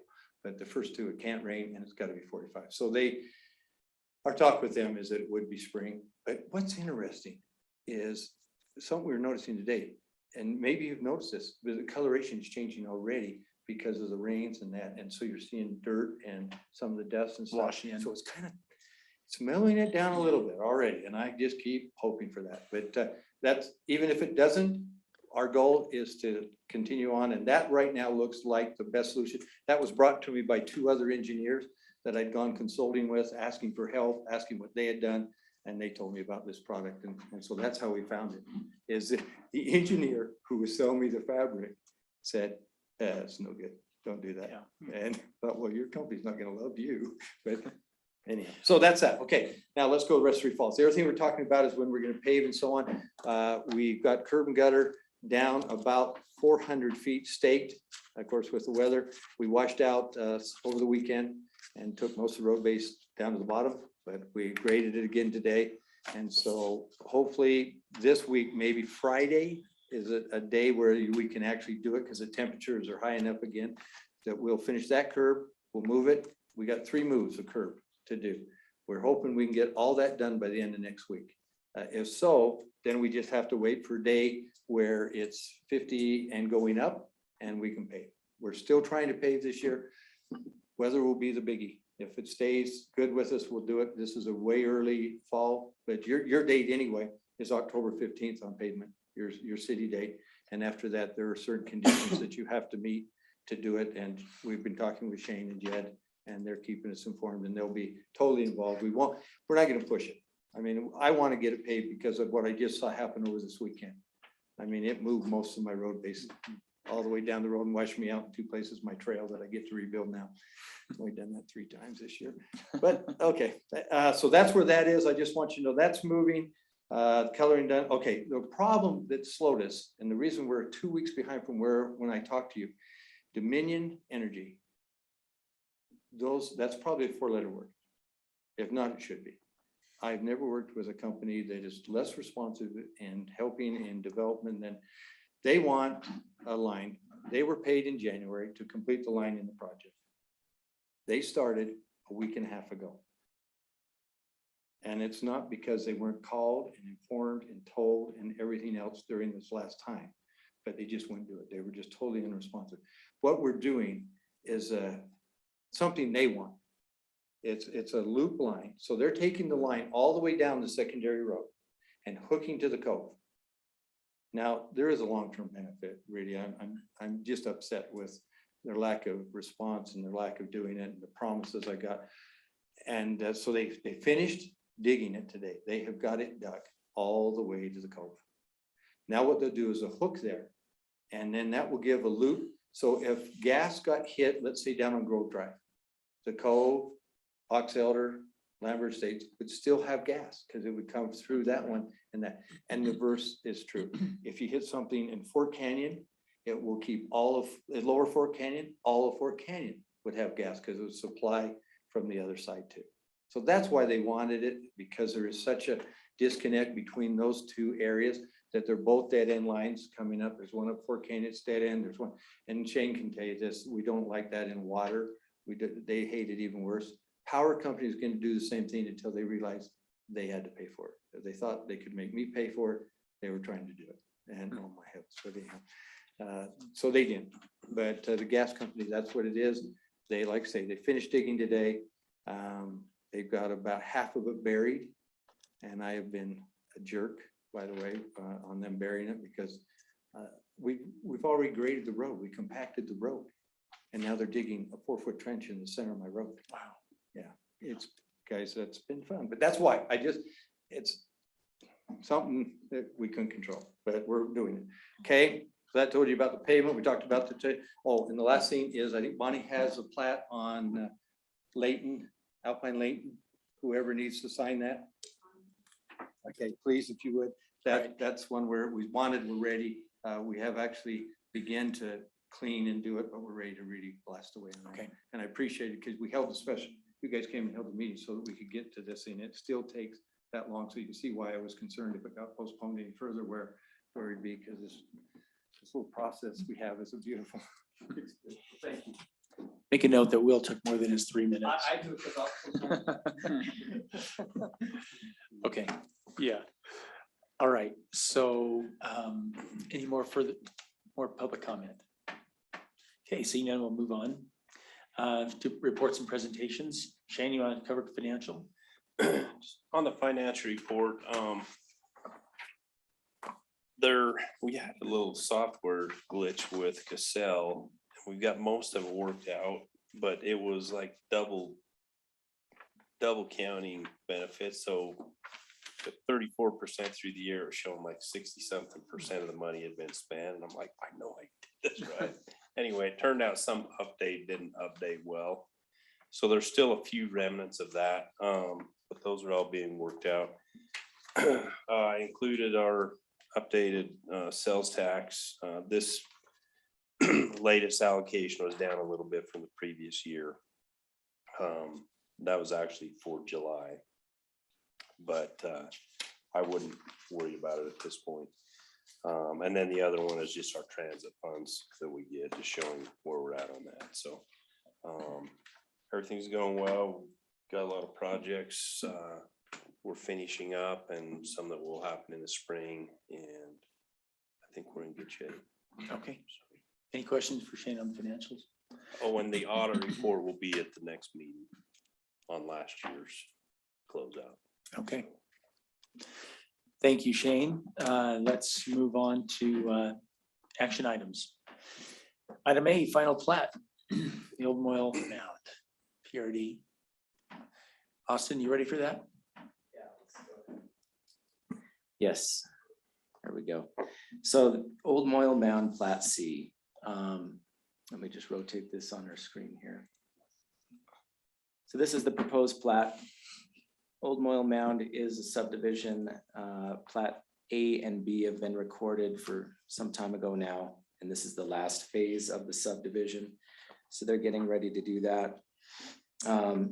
The entire Old Moyle Mound PRD is a 9-lot, 8.78 acre subdivision. It's partially in the CR 20,000 zone and partially in the CR 40,000 zone. And because it's a PRD, they had to balance the numbers and figure out how to get the density with the open space, and they've done that. This particular phase is 2 lots on 2.37 acres. So if we look here, zoom in, lot 1 is, there's currently an existing home on there. That's Lon Neal's lot. Lot 2 would be a new lot. And then we would have, there'd be lot 101, which would be open space adjacent to some existing open space, and it'd be added to that. So looking at this, it does meet our ordinances. We checked the lot width and area requirements. The use requirements meets all of those. There are no public trails that go through here, so it doesn't have to meet any of those requirements. It is compatible with our general plan. Their infrastructure was all done at the prior phases. So phase for plat A and B, they put in all the infrastructure. So none of that is required on this plat. And no bond is required also because of the infrastructure's in. So they would have to meet our water policy. That's the one outstanding thing that they would have to do. But other than that, staff would recommend that this be approved. Planning Commission looked at this and they also recommend that this be approved as proposed with the condition that the water policy be met. Thank you. I believe that has been taken care of now. The water policy? Yes. Okay. Is that correct, Lon? Just Alpine irrigation shares. Long questions? No. Okay. Jessica? Carla? I was gonna ask Lon Neal, only if lot 2 goes to Stephanie, but I guess I can't make that a condition. I don't think you heard. I want to repeat that. Okay, Greg? No questions. The only public open space is the flagpole section. Is this circle? The It's circle. that's that little circle in the middle of the roundabout. That's the only one. Okay, Mhm. thanks. No questions. Okay, Jason? And I move to approve Old Moyle Mound PRD Plat C. Okay, motion by Jason Thielen. Do we have a second? Second. seconded by Greg Gordon. Any further question on the motion? All in favor? Aye. Hi. Any opposed? Motion passes unanimously. Okay.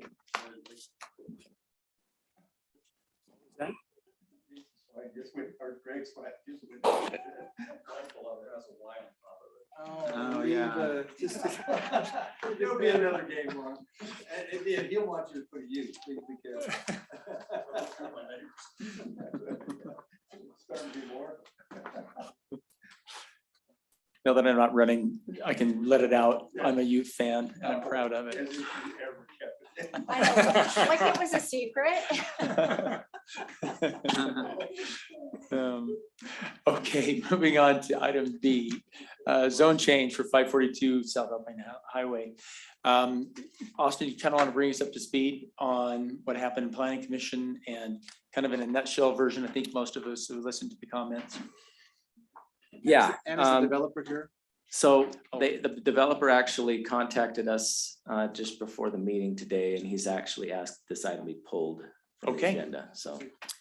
Just significantly shortened our meeting, so. It looked like it went out of contract today. It did.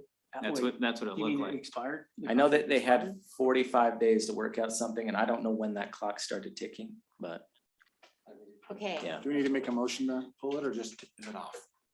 You're just withdrawing it from the. They're just withdrawing it. Nothing for, they may come back at a future meeting. I'm not sure. It sounds like they need to work some things out.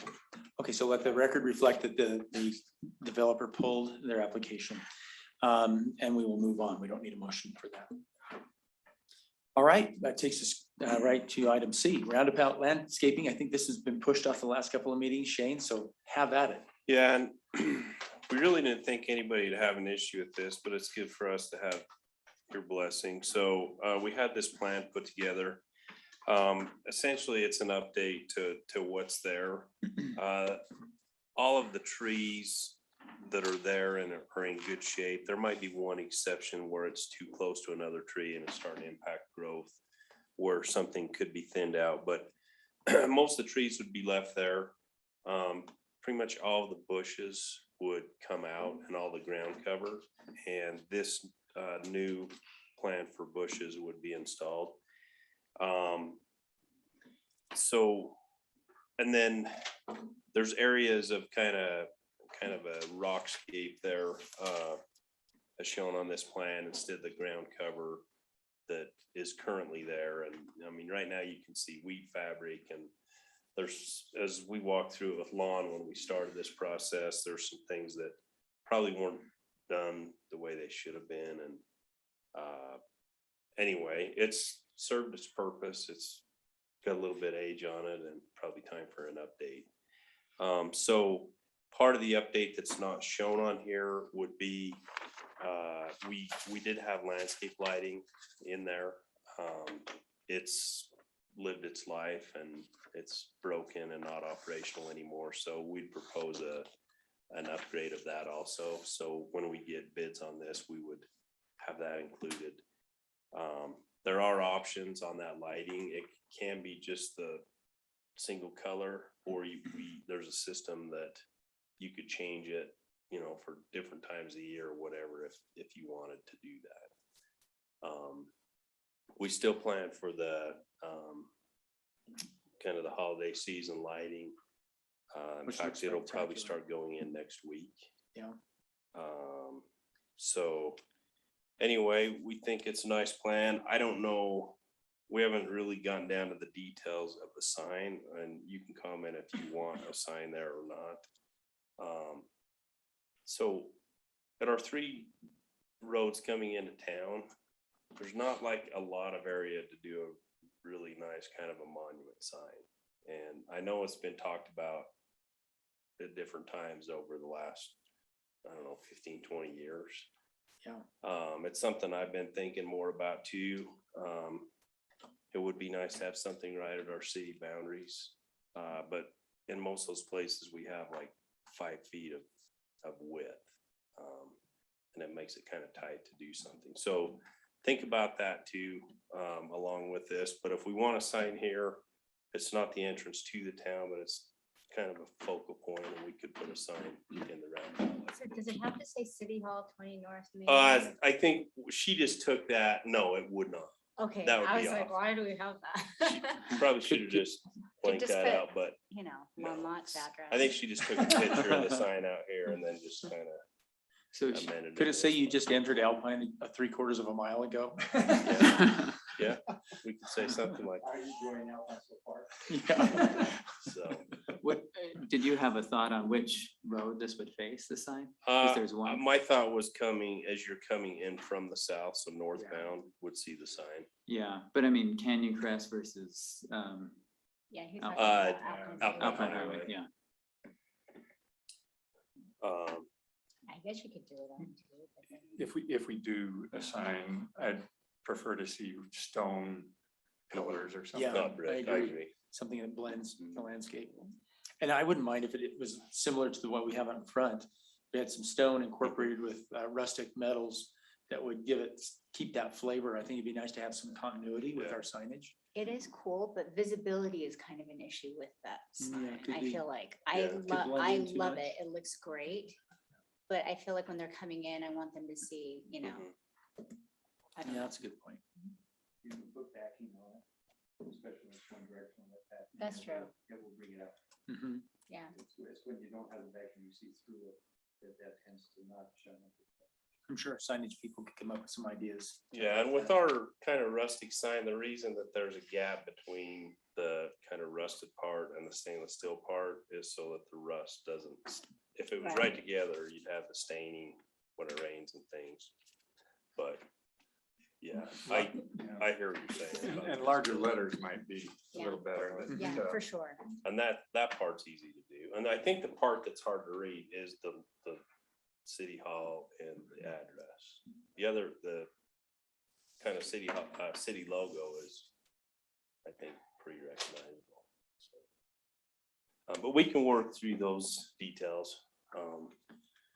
But if you like this plan, I think she's tried to get quite a bit of color in there. And she's, I think color, Ginger does a really good job. She's done a lot of landscape projects, big landscape projects around the city. And I think she's tried to hit color for all seasons, if I'm not mistaken, Lon. Yeah, it's a great planting plan. So, We don't really need a motion on this, do we? Or do you So I just need think- direction. I think if we just have a motion to approve the plan and then we'll work through, whether it's something that we're gonna be able to tackle this fall or if it will have to be a spring project. Do we need to allocate a budget in that motion, do you think? We budgeted money Okay, already good. for it. All right, So, and if that needs to be adjusted when we come back with the actual bid for approval. ask we for it will then. do it, yeah. Okay, Can I make a motion that we approve the landscaping plan that presented? And do you need to include the lights or, because I Oh, can see the lighting in the document. No, well, if you have any thoughts right now on the lighting options, you could let those be known to us. Well, I would say you get bid for both zone And we can do that. zone dimming, color, and just standard. I'll Okay. second it. we have a motion by Lon Lott, seconded by Carla Merrill. Any further question or comment on the motion? All in favor? Aye. Any opposed? Motion is unanimous. Okay. Let's move on to staff reports. Chief William, do you have anything for us? You're doing really well if you need this. That was a wise man. Aside from the pending citations for Carla, we're good to move on. Okay. Okay. Chief Patton, I think we're good. I think we made it through the fire year, so starting to feel like it. it's starting to feel like it. Okay. So is the fire ban or is the fireworks ban still going Through the end of the year. through end of the year? So New Year's Eve, no fireworks. Day. I don't know, when does it end? Is it in? Well, So at 12 midnight on so- New Year's It Eve. ends. So I'm hearing 12:01. 12:01. Okay. Yeah. Is that But correct? if the Okay. council wanted to change that, we could, Yeah. the ordinance did say through the end of the year, but if you wanted to change that, we could make that. But as far as adjustment. fireworks, there's really no other legal time to do fireworks between now and New Year's. But our ordinance specifically says you can't do them even on December 31st, Okay. so. The other question I have along, oh, go ahead, sorry. And maybe I can answer it. We have had a lot of inquiries with the moisture if we're gonna open up the burn permits, which your ordinance also includes open fire. Yeah. I have had personal inquiries as to recreational fires in their backyard fireplace. That is covered in Right. open. As have I, and I tell them as long as you're cooking something, right? You can have a cooking fire. It does have to, I mean, if we took cooking fires out, that would ban barbecues. So, Yeah. You can have a fire and cook hot dogs or s'mores. yes, Okay. but it has That's what I to heard. be, Torch that In a marshmallow. fire pit. it has to be like 30 by 30. Yeah, I think, I mean, if we needed to, we could take that out at this point. where we're The so fires, wet. yeah, when we're so wet. So just a meeting or two ago, we had on the agenda Yeah. for Burn burns, for permits. Yeah. limbs and, yard Yeah. waste and that. It was an absolute no, then it was still really dry. Since Do then, you we've want had to 3 reconsider times the that? amount of moisture, I guess, that Yeah. we should have for all of October. So the burn permit season goes till October 30th. So I mean. there's So it still wouldn't at give them least much 2 time, I mean, there's 2 weeks. because our next meeting's the 24th. I 4th. think the other driving factor to that vote was the smoke, because at the time we were being inundated with out-of-state smoke. and Didn't want to we produce our just own. Hadn't had deep moisture. Yeah, Yeah, 26th. So they'd only have a few days. So, but I think the primary thing is this recreation type fire is the thing, but what I just heard Will saying, he's not gonna be cooking marshmallows on it. just put a baggie. Yeah, maybe the Shepherd's seed then. Torch a marshmallow.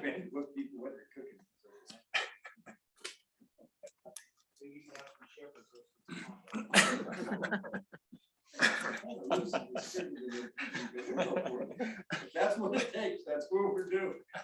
And I'll just say, this all the city council. Okay, so to answer Shane's question, do you want to see that as an agenda item again, the open burn? I don't know if it's gonna be worth it. It's just gonna be a couple of days Yeah. within our burn season. I haven't had anyone ask me about open burns on burning weeds and stuff. It's only been, can we have a hot dog roast outside? I know the front office has had some calls Kevin. about it. So let's put it on for next We've had next some meeting. calls, but I mean, as far as the burn, burning like the tree limbs and having a big fire, but as far as recreational stuff, It's a topic that would need probably 2 minutes Yeah. of discussion to put through, so we might as well put it on the agenda next meeting. So do you want to open it up for that 4 days or whatever? Well, and For maybe 5 also days. discuss recreational Yeah, And- That's where I think we're, and December 31st. I So we don't know that probably we need to can cover. really- I mean, I can look into it. We'd have to go through the DEQ and the state and, I mean, where all the licensing and everything, I mean, we'd have one Saturday. so we'll check it out. At any rate, we'll have the recreational fire thing on there. okay, good. And then we'll look at the other. Sounds good. Anything else, Shane? Wait, no, that wasn't Shane. That was police chief Friday. Anything else, Chief? No. Thank you. Austin, do you have anything? I just have one thing. So at our our last planning commission meeting, we looked at an electronic sign ordinance, or amending our current electronic sign ordinance. The planning commission decided to table that. They wanted to make sure that the schools, those are the entities that have the electronic signs, were following our current ordinance. So, we've reached out to the schools. And we've also reached out to the sign company in that time span while that's been tabled. And I just wanted to kind of update you that the sign companies, I contacted the schools and they didn't know that those signs could be controlled, that they could be dimmed. And so they were running at maximum brightness. And so come to talk with, after speaking with the sign company, you can control how bright those signs are. And so they are going to be, and I think they've already done this, they're going to be teaching the schools how to adjust their signs. And they've also are gonna program them so that at certain times of the day, the brightness will be at different levels. So in the midday, it may be at 100%, but from 6 a.m. to 11 a.m., it's 60% brightness. From 2 p.m. to 5 p.m., it goes back down to 60% brightness. So in that middle window there, it's 100%. And then 5 p.m. to 8 p.m., it goes down to 20% brightness. And so those adjustments have been made. And so anyways, that's just some updates. I know there's been complaints about the brightness of the signs and that. So I just wanted to give that update to the council. Are they going off at 8? And then, yes, sorry, I forgot to include that detail. So yes, from 8 p.m. to 6 a.m., they're completely off. Okay. That helps mitigate issue. Okay, great. Anything else, Austin? That's all I have. Thank you. Okay, thank you, Craig. Just one item. Shane sent out last Friday afternoon, I believe, the decision from Judge Lowe, 4th District Court. I think it's well written. Obviously, agree with the decision, but I also think it's well written and it sets us up in a very good stead if they happen to appeal to the Court of Appeals or the Supreme Court. Well written, and I think I was relieved when we got the decision. I was a little concerned after the oral argument on Monday.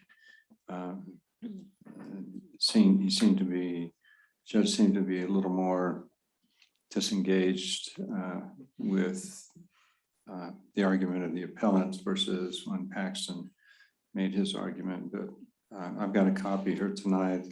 If you haven't read it, please read it. Kudos to you, the way Jessica, the motion was made with various conditions, and so we can move on from that issue, fortunately. I was really happy to see it come out so quickly. We've waited for months for some of these decisions, and this one was pretty resolute, pretty quick. It's obvious to me that he had made his decision preliminarily before the hearing last Monday. Oftentimes we do this when we write decisions. I've done it a number of times as hearing officer. I'll write a draft opinion before the hearing based on the briefing, and then basically convincing me I'm wrong or convince me I'm right in my mind. And so it was obvious to me they had pre-written at least the majority of the text. For the city, I think it's a good example of doing what we feel is right, not what we feel pressed to do, and being willing to stick by that decision and let it be challenged if necessary, but to do what we think is right. Yeah, that's all, Mayor. Thank you. Thank you. Bonnie, do you have anything for us? Okay. Remind us again the date that the ballots come out.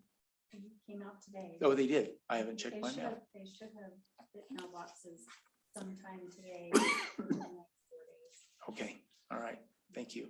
Shane, anything else? We have till 9, right? Shane. We want chiefs to be able to go back to Highland and tell them we got out at 8:30. That's right. So November 6th, we'll have our fall cleanup like we did in the spring with Ace. It'll be the same setup at Burgess Park. Just, you can put this on your calendars for a little bit down the road. December 14th will be our city Christmas party. The chief and I met with an architect the other day and with some of the other fire guys, and kind of started the process of getting a proposal. We're going to meet with another firm in a couple of weeks, and then we'll be bringing something back to the city council. So we've got that process started.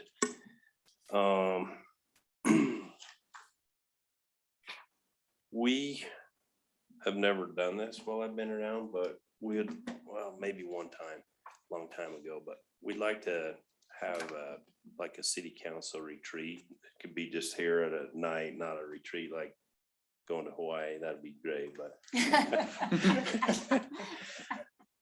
Check tickets. Would that work? Yeah, Hawaii will work if you can justify the budget, and especially if we have to be quarantined for 2 weeks. just, we thought it'd be a good opportunity to sit down and maybe have more time to kind of flesh out things like the future of pickleball in the city and what we want to see there and what we want to see with Peterson Park. I've dug up 2 old master plans that have been done over, you know, the last 20 years, and some information there.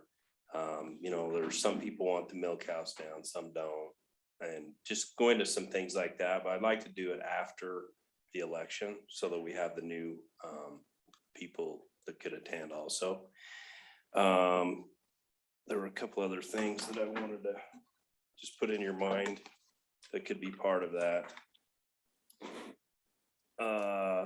Potentially the height and grading issue, maybe like the pavilion at Burgess Park, you know, at the bottom end and what to do with that. I know there's a few people that had different ideas. And just outside of a city council meeting where we don't have the pressure of all the agenda items, to just talk through some of those things and get some direction so that we can bring good information back to the council. So does that sound like a good thing?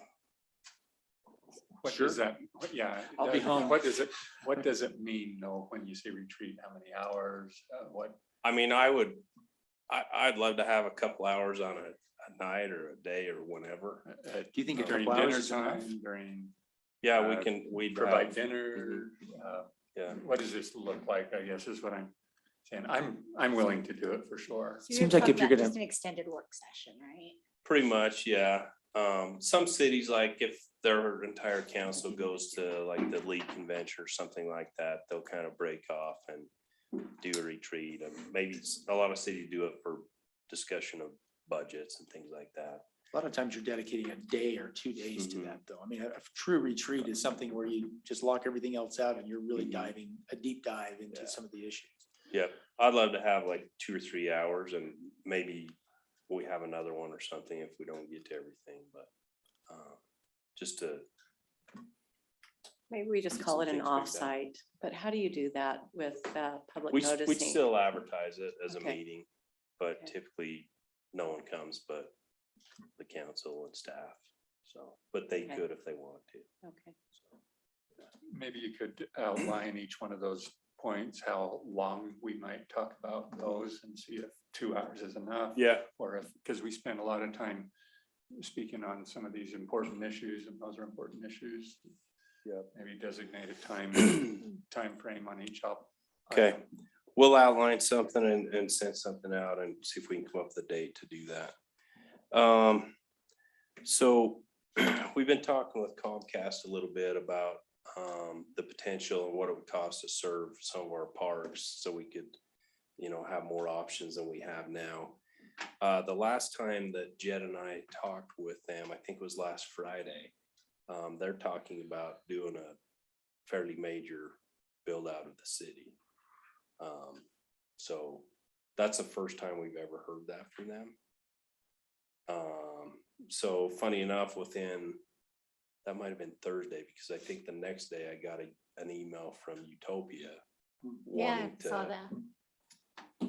Wondering if they could come to city council. So is that something you'd want to, you know, the Comcast thing really wouldn't involve us other than permitting for them to, you know, sell their facilities. The other one would involve the city. But if you're interested in hearing that, we can, you know, tell them they have 15 or 20 minutes or something on the agenda. Yeah, I would be think that's interested. important. Okay. But it's not a question. Shane, can I jump? Sorry, Carla. Yeah. Can I jump in? Cedar Hills just went through an extensive RFP process for internet in their community because what they've got now doesn't work. And they're down to Utopia and one other provider. And if you want, call Chandler. Chandler's got a great analysis of the two proposals because one is company driven, the other one is city driven. Utopia obviously is city driven. He just presented it to the city council last Tuesday night, so it's very fresh. And it may be helpful in that discussion. And maybe the timing of that's why Utopia contacted us, because they're working. I know why it Cedar is. Hills. So they did Utopia did approach the city 25 years ago, and the city at that time said no. I mean, it was pretty heavy duty. They were just starting out. It was a lot of bonding, and I don't remember all the details, but the city ended up saying no. I think Utopia is who, is Pleasant View working with Utopia? Do we know? I don't know that. I think, I know one of their I would- council members and I believe that's what she told me they're doing. I would bet Pleasantville, Pleasant View is on Centricom, because that's kind of their area.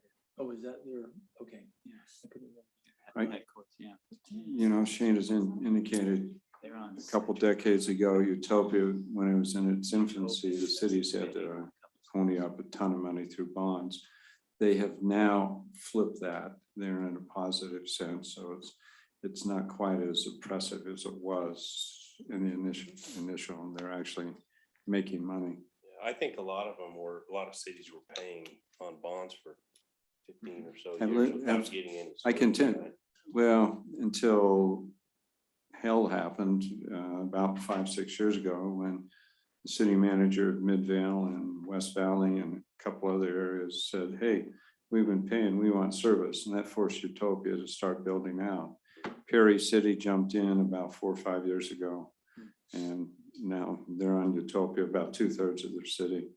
So they've made great strides. Now Utopia is only a hose or a fiber, and you have to a la carte the services, the residents, you know, they just provide the mechanism to the home. And so they don't provide the ESPNs and that sort of thing. You have to bundle through another provider. Legislature cut that off a number of years ago, that Utopia could not be the provider of the ultimate services to the home. Well, it probably won't be the next meeting, but it'll probably be November. The next meeting's kind of busy, so. Just a reminder, our restrooms, we'll have them open as long as weather permits, probably the first or second week of November, and then it will be down to the 2 vault restrooms, one at the Bowery, one below the rodeo grounds. Smooth Canyon, Legacy, and the south restroom at Creekside. Those are the ones. It costs us about $200 a month in electricity to keep one of those open. And so we've always limited it to those. Yeah. Did we have any vandalism issues this year? I don't remember hearing of any. Not like we have in the past. Yeah. We've had a little bit, but not as bad. So, Good. yeah. I think the Chiefs, they're guys that they've been able to track down some of the culprits and got some money out of them. And Yeah. I think word might have got around that don't come and do that. So Good. And we did have a message about that, one of our news lines, that we're coming after you. yeah. The Lone Peak board meeting is a little bit off because of the fall break, so it's next Wednesday at 7:30. Which meeting, sorry? The Lone Peak board meeting. Which I sent an email that I could not make that, so I'm sad there. And So I we sent be an okay on email that? I could. So Yeah. So we should be good. covered. I could have made it tomorrow, though. Just want to make that verbally known. Just the red curve at Smooth Canyon is scheduled for the 18th. It's been hard getting them here. You can check that off my communication list. That's one of my items. Code enforcement position has been posted. So we hope to be interviewing probably the first part of November. Westfield Road sidewalk, we almost finished with the easy part of it. The hard part is in front of Alan's house, and that probably will be a spring project. But in front of what was Ross Beck's house, we poured that sidewalk now to get ahead of that new home's landscaping and that. So that's underway.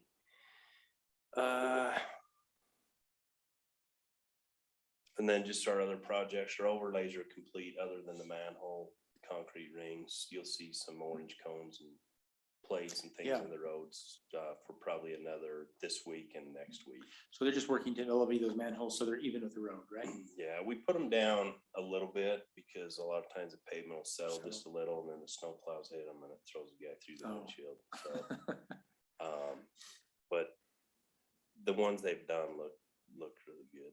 So Yeah. I think that's 35 more minutes, but I think I'll spare you. Okay, Lon, That's Council. Jessica, I just want to look at maybe in the spring, potentially getting an employee for recreation again. I know we've talked about that before and it might be time Yeah, to manage everything that's going on. yeah, we can definitely do that. We have kind of a position in, like a part-time position in the budget, so Okay. we can look at that for sure. I would concur. I had 2 items. You already answered one of them. Tell me the date again, November. What The is the cleanup. curb? Oh, The curb. 18th, The 18th of October. October 18th. Okay, good. My other question is, have we submitted our order for flower baskets, flower pots for spring? So they're here in plenty of time. You were actually gonna give me information on pots Oh, from from your sister-in-law? yeah, or from my something? sister-in-law. I have that Yeah. information. Yeah, get that to I'll me. get it over to you. So, Okay. yeah, I talked with Cal today and we need to make sure we get this landscaping project done in the spring. Our seasonal workers will be here a little earlier next year than they normally are. Okay. So that's something we'll work on for sure. Okay. Yeah, I'd like to see those in place. So we can, all we gotta do is find people to plant them. Yeah. And then the curb issue, I think that's great because I almost called in again today, but I didn't. But Chief will tell you, I call in once or twice a week to get enforcement out there. Yeah. It's kind of hard to write a ticket on a curb that's almost not red anymore. Just pink, Yeah, not even pink, it's just kind of a dark, dark gray. yeah, some tread marks on it. And then did you mention the location for our party, Shane? No, I did not.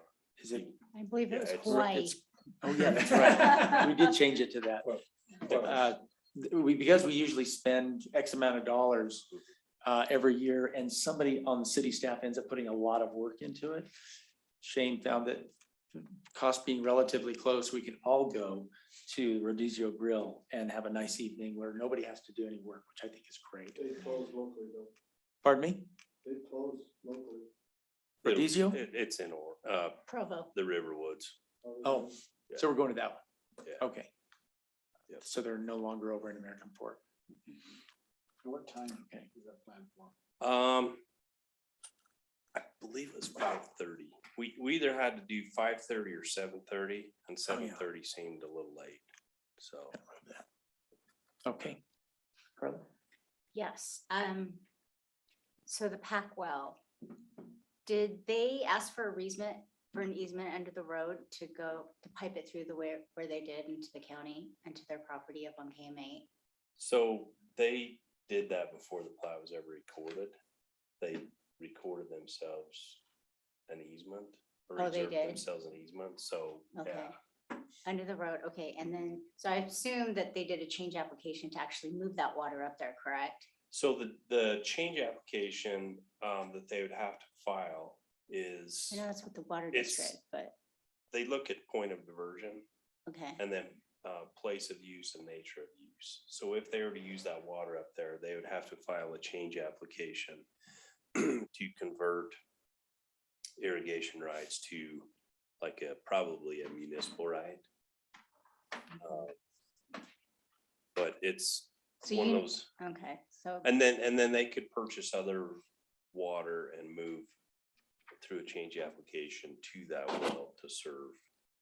so if they purchase more shares, so right now, it seems like it's pretty limited, the shares that they have, or the water rights associated with that well. Mhm. If they wanted in the future to purchase more shares, is that going to supersede the Cove well, the Johnson well?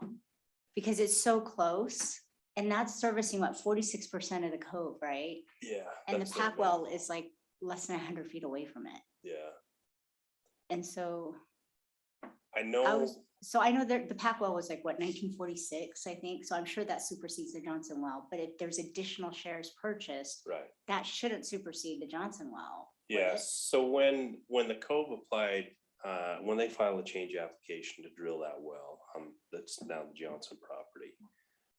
There's a process where you can file a protest, we actually protested that well as the city, because at the time we owned, PAX deeded some of their well rights to the city. They were basically in jeopardy of losing them, and the only way they could really protect them is if they went to municipality, because we have more options than a private water right holder. So the city council back then decided to accept those. They just went on our books, and then the PAC families were able to, they split them up and were able to sell them to developers or whatever. So we protested it, and the state still approved it, even though it's basically right across the fence. And so you can protest. I can't remember the decision. They might have had language in there that if it impacts the other well, they have to make some adjustments or something like that. But you know, the Cove well has been being used ever since it was drilled, and the PAC well has been sitting there idle. So I don't know where that leaves them. Okay. But I was just curious. And then secondly, is there any way we can get a permanent sign at Mountainville saying the left-hand turns in the park as they're coming out of the parking lot? Do you know what I mean? I mean, that would be easy, right? That's one thing that we can do permanently. The chief suggested that we do a median to prevent that. I mean, I think we really kind of need to revisit it and try to think of more permanent solutions that will work. yeah. You know, and then thirdly, the Bangor property. Sounds like it's back on the market. I think frustration for me as a city council person is that, you know, we're at the mercy of the developers and what that property is going to look like. I would really like the city to consider maybe purchasing that property. And then, you know, if we have to partner with a developer or whatever it may be, that at least we can dictate, maybe a town center or an open space, whatever it may be, that we can control it. Would any of you guys be amenable to something like that? I know it sounds crazy, but Make a I nice do, I feel cemetery. like we're, what? Yeah, that would make it great. What did you say? I said it'd good make a nice cemetery. cemetery. We actually talked about this probably 10 or 15 years ago. But Well, one of the interesting things right now we're hearing a lot is, why didn't we buy Sliding Rock? Why didn't we buy Sliding Rock? So you start to think, well, you know, again, what do we want as a community? And can we be proactive in creating the community we're looking for? What do you think, Greg? I would consider something around that area. I'd like to get to know Will's friend who's donating the money to do the trails, and see if someone will buy this land and donate it to the community. I think we're talking a huge discrepancy in the pricing, but Lon, you have relationships with the family. Is there any way that you can maybe? Well, start if the city was interested, we ought to approach them. I mean, We'd have to make an offer. Yeah, We'd have to bond for it. What There's would no way be- we can. my relationships are just relationships. The Right, city right. would But just I need to- mean- Yeah, I can't, I wouldn't be opposed to having that land in the city. But I don't know. what where is they the get process? money. I don't know. I just asked Craig if that was even legal and he said yes. So I'm thinking that's a green light. I just don't know what the next steps are. If the city had to bond for it, would we have to vote for that bond to Depends accomplish the it? type of financing. If you want a general obligation bond, the answer is yes. If you want a revenue bond, and if we can come up with a revenue source, then we don't have to.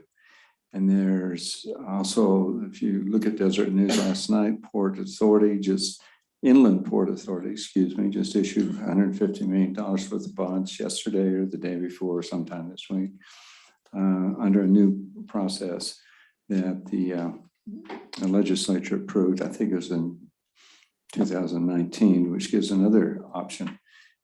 But if the city's going to do that, I would suggest we do a couple of things. One, does the city have a financial advisor by contract?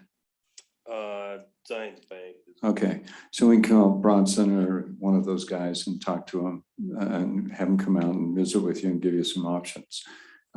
We can, as long as it's for a public purpose, you can acquire it either by purchase or otherwise. Whenever you want to use the SeaWorld C word, but the answer is yes, What's the C word? condemnation.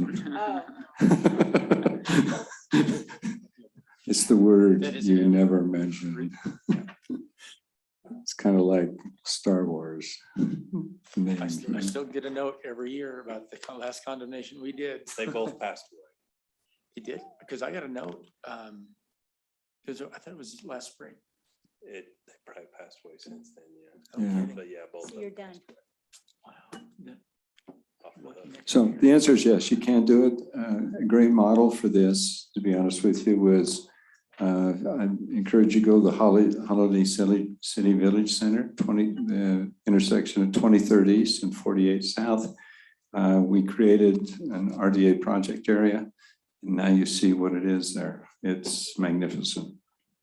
So, but we also had a developer that was willing to partner up and help, so. Yeah, Yeah, And no, there's that place also is great. not- I've been there. and Cottonwood Mall right now. But, And there's also not a Cottonwood Mall there right now.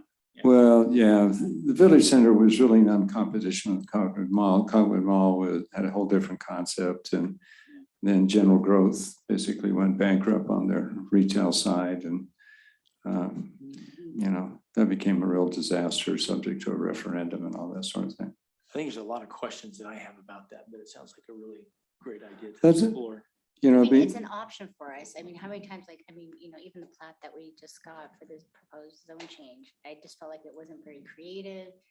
I didn't feel like it added anything to the city, but just added a lot more units. Yeah, And so, if something's gonna happen, why not have us controlling Well, it. and controlling it more? I think the Bangaters would like that. I think they'd like us to come, it seems like they kept asking us for that and would like to see something creative or, and have us participate. So, Okay, great thought. there would be some difficulty in creating an RDA project area down there because it's really not blighted. And that's kind of the standard. Yeah. So we'd have to get somewhat creative. So, Dead tree on Alpine Highway. okay. Is there an old barn that's ready to fall down? that's it. That's great. Thank you, Carla. Greg, Nothing, thanks. Jason. Okay, entertain a motion to adjourn. I moved to adjourn. I second it. All in favor? Aye.